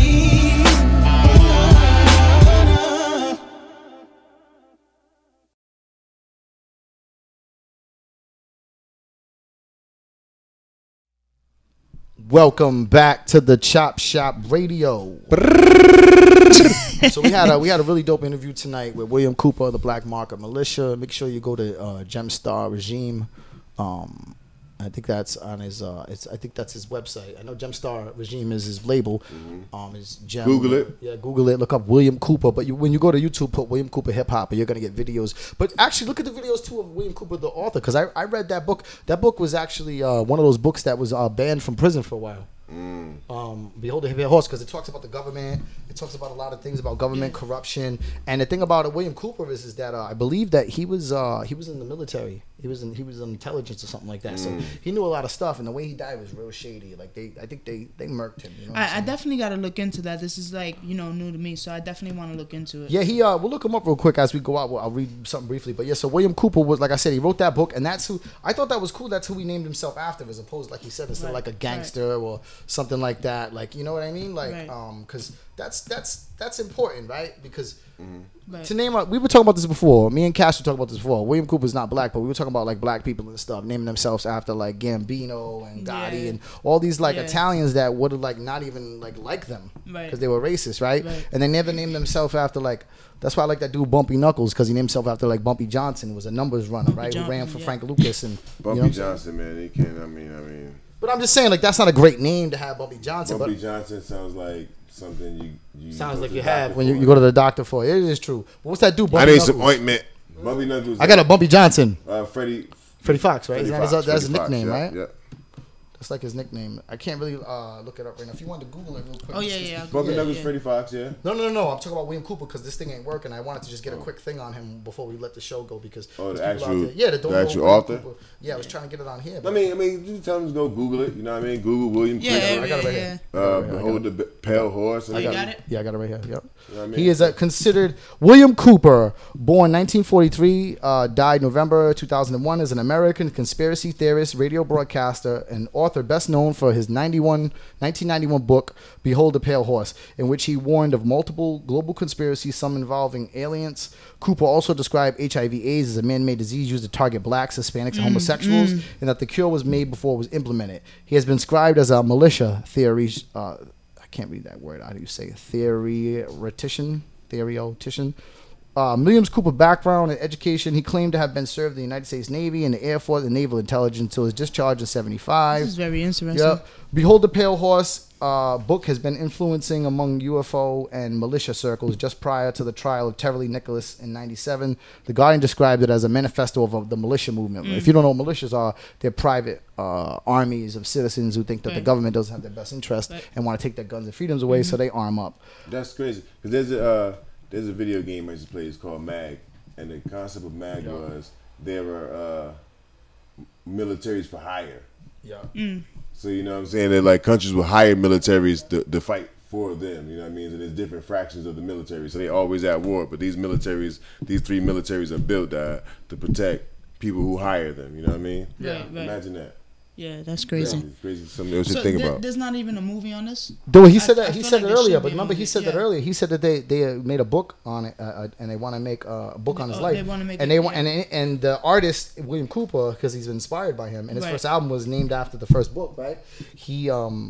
He said that he's in it, and there might be a movie. So listen about his death real quick. As Cooper moved away from the UFO community and toward the militia, anti-government subculture in the late '90s, he became convinced that he was being personally targeted by President Clinton and the Internal Revenue Service (IRS). In July 1998, he was charged with tax evasion. An arrest warrant was issued, but Cooper eluded repeated attempts to serve it. In 2000, he was named a major fugitive by United States Marshals. On November 5th, 2001, Apache County Sheriff deputies attempted to arrest Cooper at his Arizona home on charges of aggravated assault with a deadly weapon and endangerment stemming from his disputes with local residents. After an exchange of gunfire during which Cooper shot one of the deputies in the head, Cooper was fatally shot. Federal authorities reported that Cooper had spent years evading execution of the '98 arrest warrant. According to a spokesman, not what was ever recorded. According to a spokesman of the police, he said he would never be taken alive.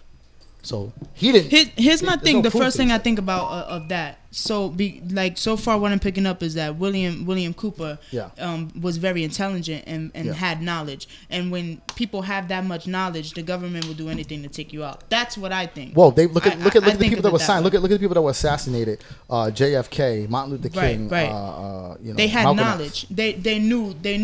You know what I mean? So I think, that was my theory. As soon as I heard that, I'm thinking like, okay, this is not good. You know what I mean? Yeah. Like I'm thinking the government don't want you to know too much. It's like that still to this day. Yeah. I mean, It's always been that way. Yeah. It'll always be that way, and it sucks because you know too much. You know what I'm saying? You know, because back in the day, remember weed? What the government tell us about weed? It's bad for you. It's a gateway drug. It kills your brain cells when you smoke weed. All kind of false. Mike, come sit over here. Yeah. Mike, come over here. Sit over here for a second. All kind of falsehoods the government told us about. Yeah. Simple stuff like weed. Yeah, basically they said that they were saying that weed was a gateway drug to kills your brain cells. Yeah, to higher drugs, right? And it kills brain cells. It kills brain cells. It does not kill. It puts them to sleep. That's the craziest shit. Is that it puts them to sleep. It doesn't kill them. And the thing about it is like marijuana expands people's minds. Like, you know what I'm saying? It like, really does. I used to smoke marijuana and stuff like that. I don't do it no more. But when I used to smoke it, it does expand my mind. It's like people say people are idiots on it. I don't believe that. I don't. That's my personal belief. You know what I mean? I think like psychedelic drugs back in the day, they say they're not really that harmful. Well, first of all, let me say, you abuse anything is bad for you. You drink too much water, it'll kill you. Right? Mm-hmm. Right. Yep. So anything you abuse is bad for you. But even psychedelic drugs, if you take them in moderation, they was like opening up different parts of the brain and bringing up different ways of thinking. Right, the government. Listen to this. The United States government spent millions of dollars on LSD, acid.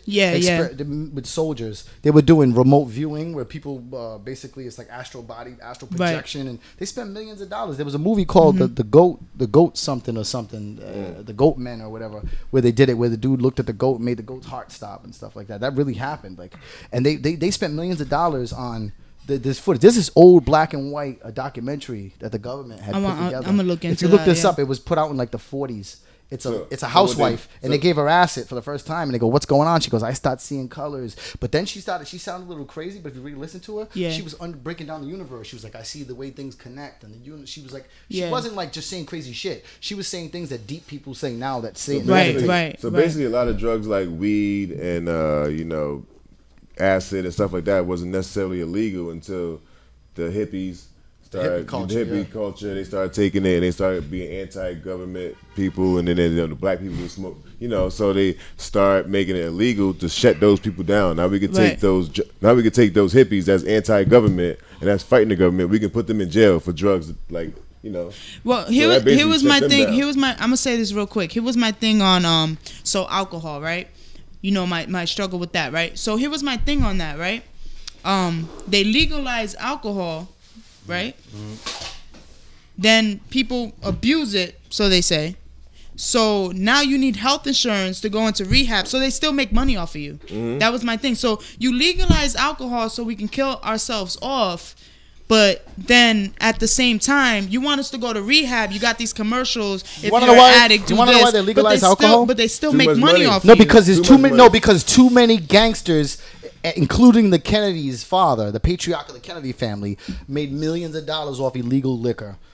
People like Al Capone and then the father of John F. Kennedy made their fortune off of speakeasies and illegal alcohol. Well, the illegal liquor is what they missed out on. You know what I mean? That the government is like, we ain't getting this money now. Even if they made, we gotta get this liquor back in rotation. We gotta make this legal so we can get our cut because they don't get this liquor anyway. But they don't just make it legal and get their cut. They make it legal, get the cut, and find something else. So like that, they can make more money off of that. That's what so they're like, people sooner or later are gonna abuse this, and like you said, whatever you abuse isn't good, right? So they're gonna abuse it. Let's do this. Let's make rehab centers and stuff like that. So like that, we can still make money off of them. That goes along with what I mean. Everything that gives us cancer. Right. You know, no, you're right about that. All this food.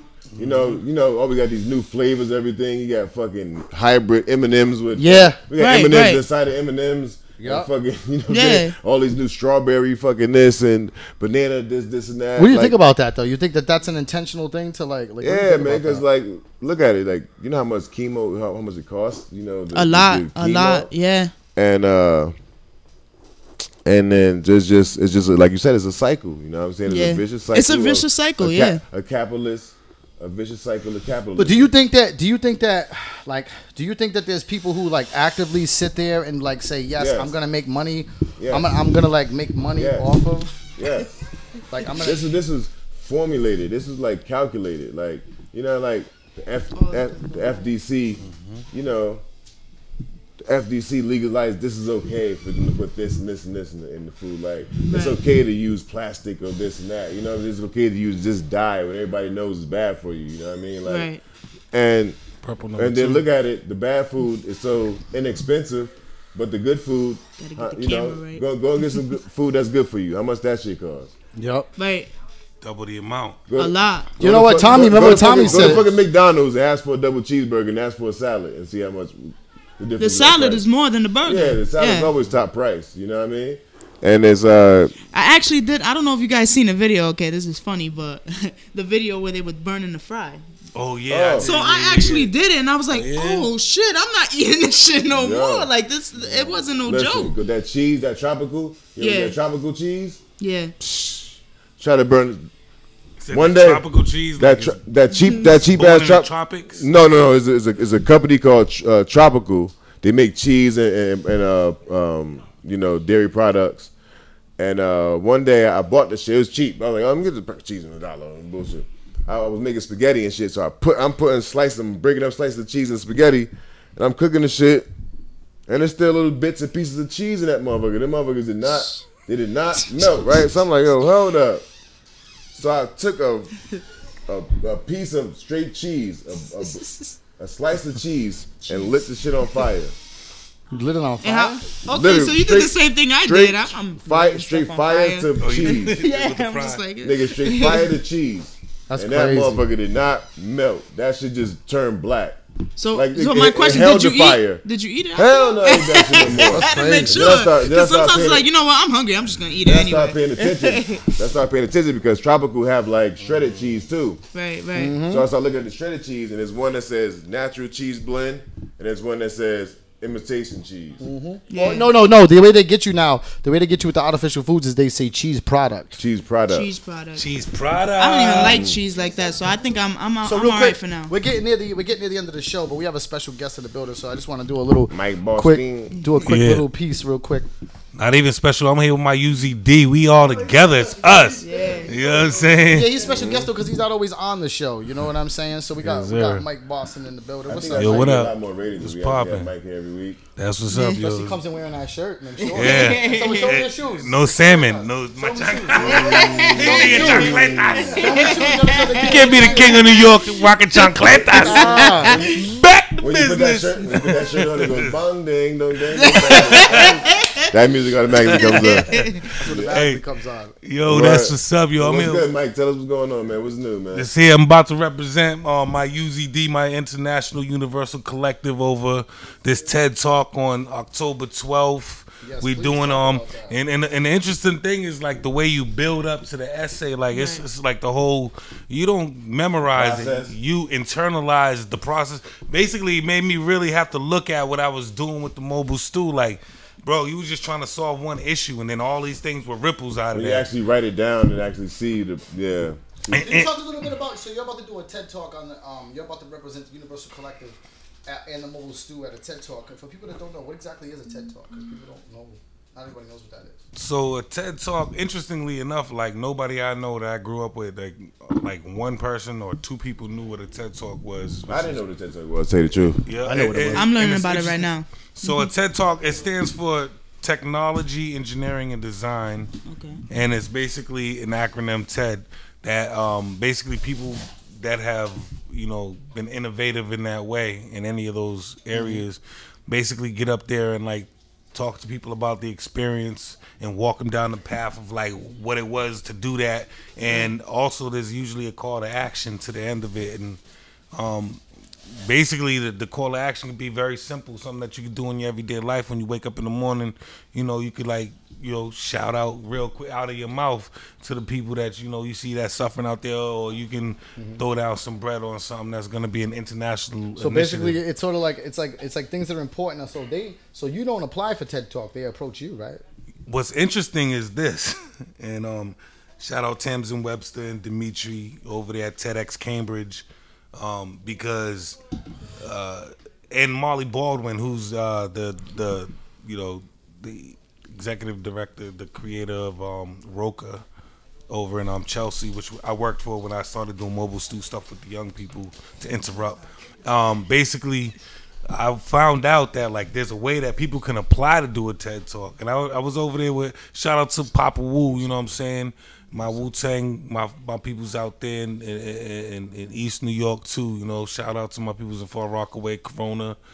But my you Wu went out there and linked up with the older guy, Papa Wu. But Papa Wu, I was talking to him about like applying like to do a TED Talk, and I think the only reason why like I even thought of it that way is because I'm like, yo, this bro got some stuff to say. Listen, man. Right? When Papa Wu start talking, people start listening. They gather around. And he just wrote a book too to like back everything up he's saying. Father of the Clan. It's like automatic, you know what I mean? Father of it's the like, Clan. you know what I mean? As soon as you start talking, like he start talking. So how you got blessed into the Wu side?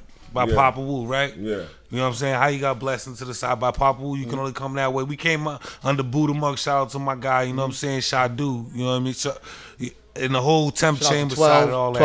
12 and Murdoch, the whole temp chamber. Word up. So they ended up telling me now we blessed in by the Wu-Tang DJ Coalition too. I'm sorry. Yeah, yeah. Shout out, congrats to my brothers, my UZD, my UC. That was not just I me. saw that. Yeah, that's 100 on that. Yeah, really pleased and great.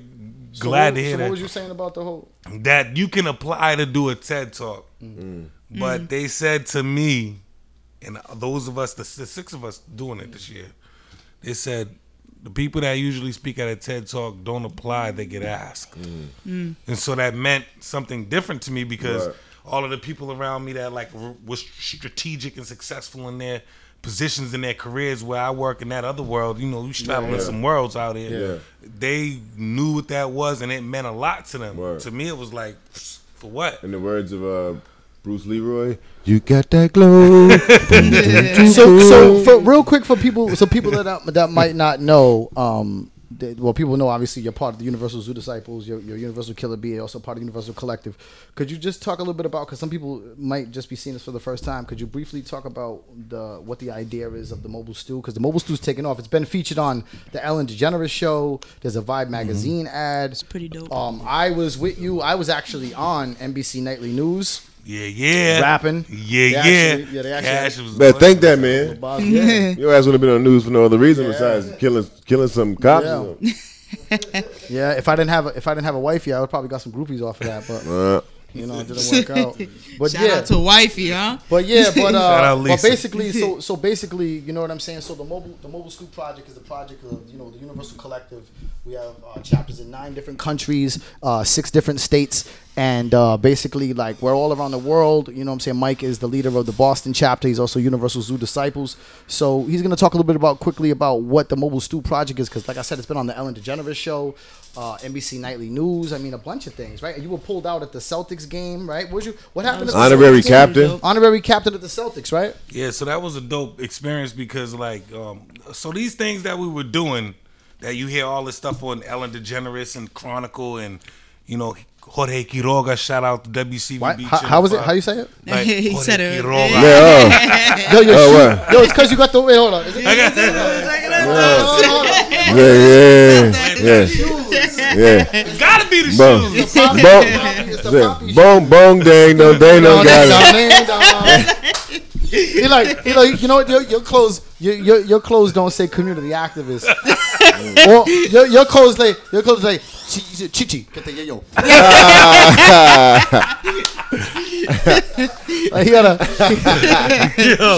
He be always getting on my salmon, my ox blood.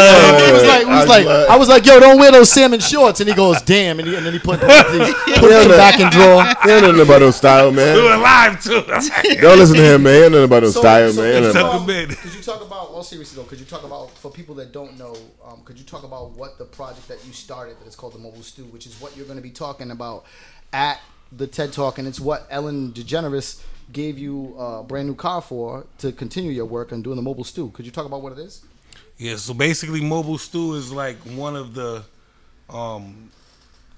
crest or trials on the, like, shout out to my TEDx people too. Again, the red thread of what like Universal Collective has been doing, and shout out to my peoples at the North Philly Peace Park. You know what I'm saying? Shout out to my brothers out Academy in Canada. Like, so it's a group of people collectively that are around that are using our own powers for the greater good in our community, in the vicinities that we can reach. And basically Mobile Stew is an extension of that whole thing. Basically, my pops left me a pickup truck, wanted me to put a plow on it, and said, go get that snow money. You know what I'm saying? Yeah. To him, that was white gold. No, we don't get that studio money. Sorry, Papa. Studio. Papa, sorry. Interesting enough. Interesting enough. Side note is that the first show that I did in a couple of years with Mike was in Revere, I believe it was. It was on the oldest beach in the New World. And was it Sammy's? Sammy's Patty. Sammy's Patty. And then Mike wasn't going to make it because he was in New Jersey because his father passed away and left him that truck that would become the Mobile Stew. I didn't expect him to show up because his father died. Mike showed up before the end of that show, and I was like, "Why did you show up?" He says, "I didn't really even show up because I want about performing. I showed up because you were here, and he had invited other people that were showing, and he wanted to come. Like his father passed away, and he drove all the way from Jersey with the truck that was probably like 4 or 5 years ago. That was before there was a Universal Collective. That was before there was a UZD. That was before there was a Universal Collective. That was before there was a Mobile Stew." And then that truck he would later outfit with the concept of being a studio. When did you? So simple, but yeah, so effective. And so when did you realize? What's the word I'm looking for? Intriguing. Yeah. You know what I mean? Because when it's not a humph, that's a You need a scarf, my friend. That's what. You need a scarf. That's when the bougie. That's what we call a bougie coon. You know, brother. A bougie coon. Bougie coon. That's when the bougie coon. It the bougie coonation. Yeah, that's when the bougie coon. That's when the bougie coon gets brought down a couple notches when he sees something. He's like, check it out. Look, he's like, intriguing. He's like, this is really intriguing. You did it so perfect, though. You bougie coon.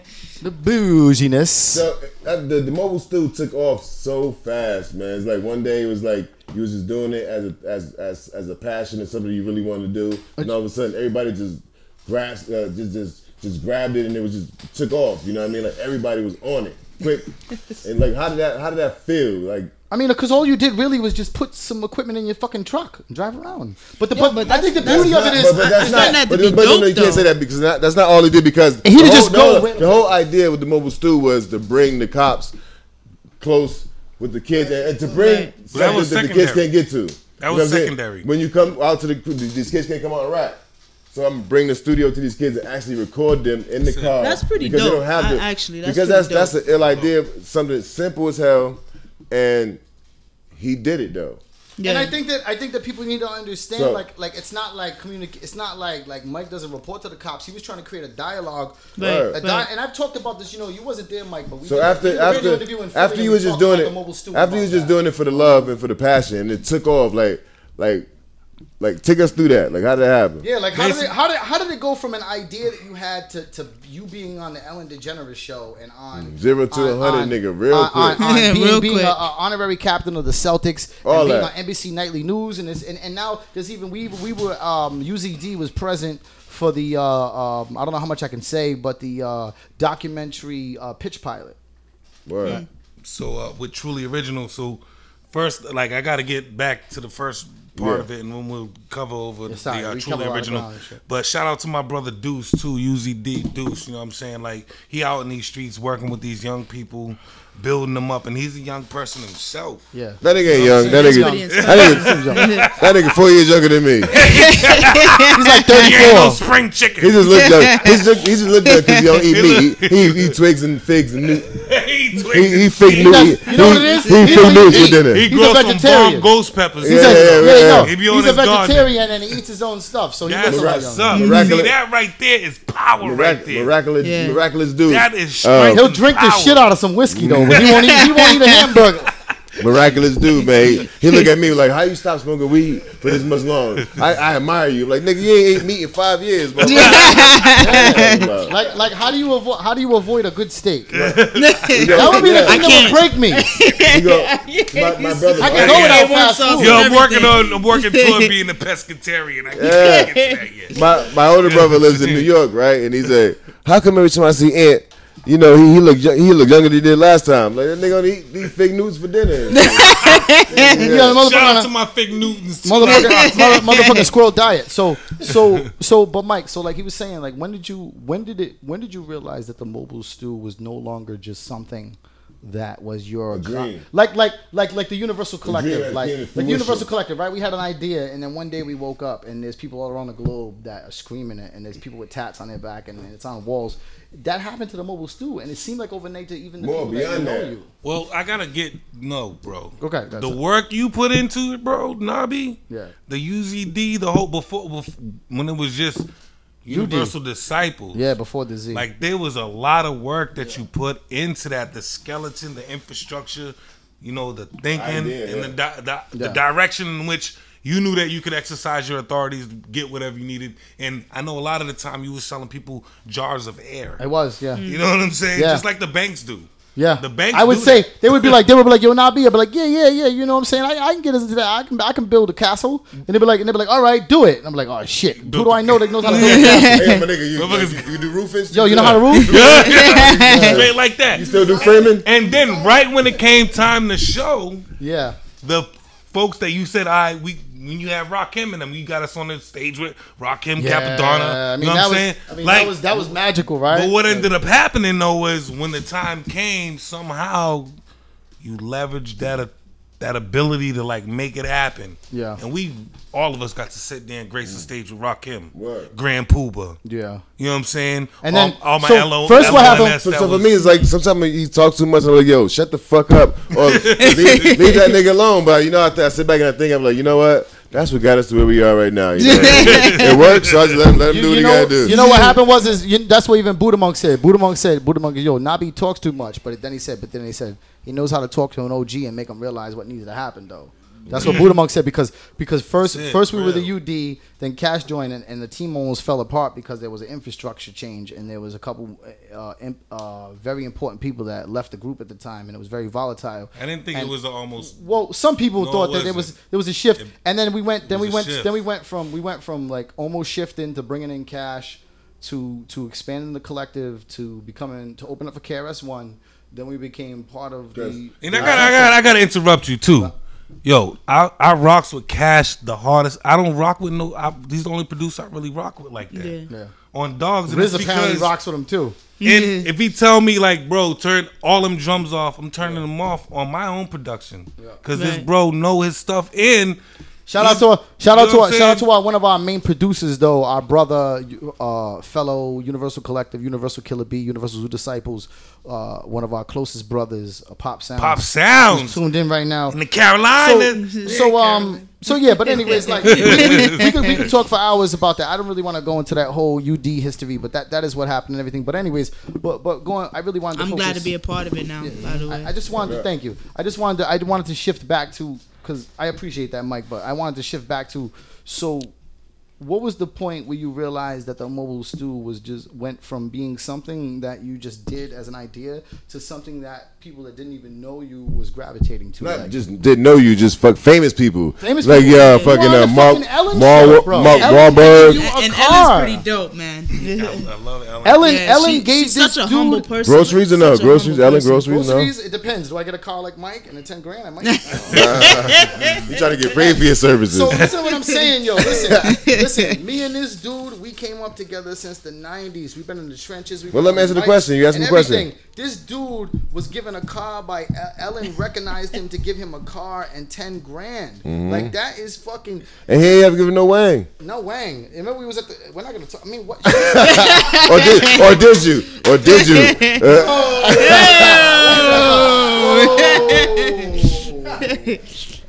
She don't like. Is She don't Ellen, like is wiener Ellen roast. only a lesbian unless you inspire her? She doesn't like wiener roasts. Because you know when something awkward happens, you usually send your assistant. Like if I was single and I banged a chick and I felt awkward and wanted to interview her, I'd send Slim to go interview her. She didn't bring you on the show. She sent that chick dressed like a fucking fairy to see you, right? No, that was dope to me because you know who that was?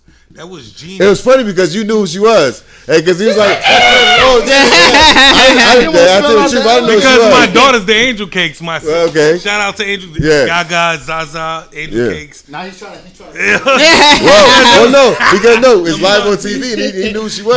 I didn't know who she was. That was putting me on to her for years. And then she goes, "Do you know who's on the show?" He goes, "Do you know who's on the phone?" He goes, "No," because they pretended like she needed to get into his building in near the World Trade Center in Boston. Shout out. There's no fucking World Trade Center. Shout out to Alan Garrison. Shout out to my JLL people. Oh shit. I saw it. I saw it, Baba. I saw it. Shout out to Turning. I was wrong, Baba. So real quick. All right, so we gotta wrap this shit up, man. So I'm watching the show, and there were people I know that had tears in their eyes watching of joy. Mike Boston, she says, "Oh, I need to get let in." Mike doesn't know it's the person from the Ellen DeGeneres show. She did some trivia. He fucked up some like real easy trivia.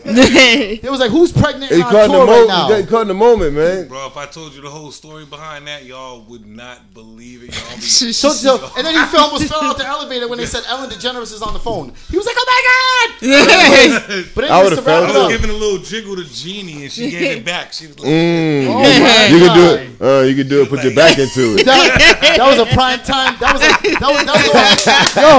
Yo, how many MILFs in this world looked at Mike Boston and was like, "Yes." They thought Boston might support tourist money. I bet you if you seen who supported the mobile stew the most, it would be housewives whose husbands work a lot. All the mills, all the cougars like Philip Michael Thomas is in Boston. Oh shit!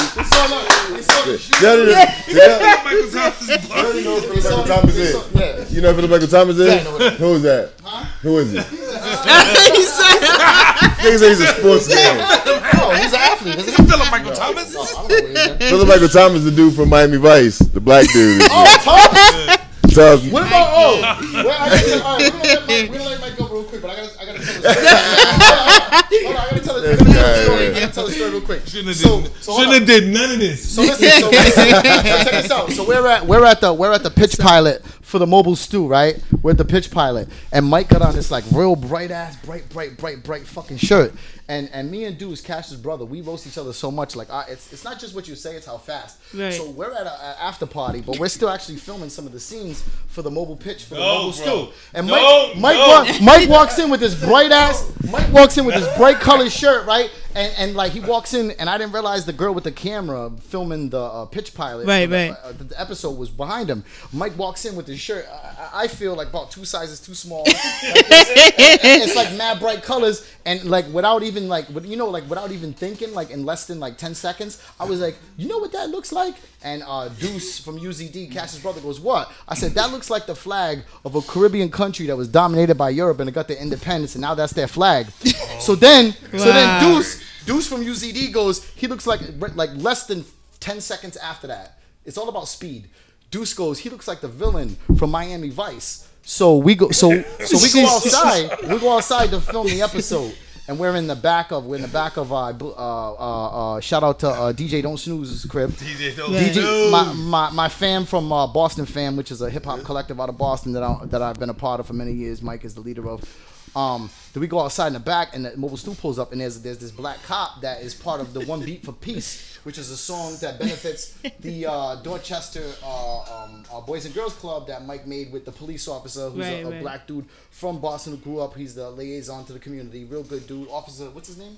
Kenny Grubbs. Officer Grubbs. Nora Baston. So listen. So in the house like 10 minutes ago, we were like, he looks like the villain from Miami Vice. He looks like the guy from Miami Vice. I'd say, yo, he looks like he's undercover. So we go outside and we're on the porch and we're watching Mike 2 floors down. We're on the porch with a whole bunch of people. And we had filmed a couple of scenes. We had filmed a couple of scenes for the mobile stew. We were wrapping it up. Right. So the cops out there, the cops about to rap. Mike's out there. So Mike he's got one of those wireless mics. So it looked like a little mini Walkman in the back of his pants. So he walks up to the cop and shakes his hand, and me and Cash start doing voiceovers. Like we start doing voiceovers. Remember we said he's the guy from Miami Vice. So we start going. Hey, yeah. So I got it all set up. We're gonna lock it all down. They're coming in tonight. So he's shaking hands with the cop. Kilos? Yeah, we're like, how many kilos they got? They're like, they got 7 kilos, Poppy. Like he's shaking hands with the cop, and he's wired up. People on the porch, I don't know what to laugh at. Yeah. They're like filming. They're filming it live. Yo, they're filming it live, and we're doing the voiceover. Like, we're like, yeah, Poppy. What, Poppy? They got the kilos. I'm like, I'm gonna go in there. We're gonna shut it down. And if you looked at him, all you seen was him shaking the hand with the cop with his tight ass bright shirt on, and you see him wired up. So to wrap it up, Mike, what is the future of the mobile stew, and what's the website so people can get in tune with it? Can you put the phone down so people can fucking see you? These niggas recording each other. All right, can you, for people that that should be a show. We're gonna pitch a new pilot. Record war. There's gonna be people recording each other on their phone. Recording me. What's the future of the mobile stew, and how can people support it? The website. Hodor.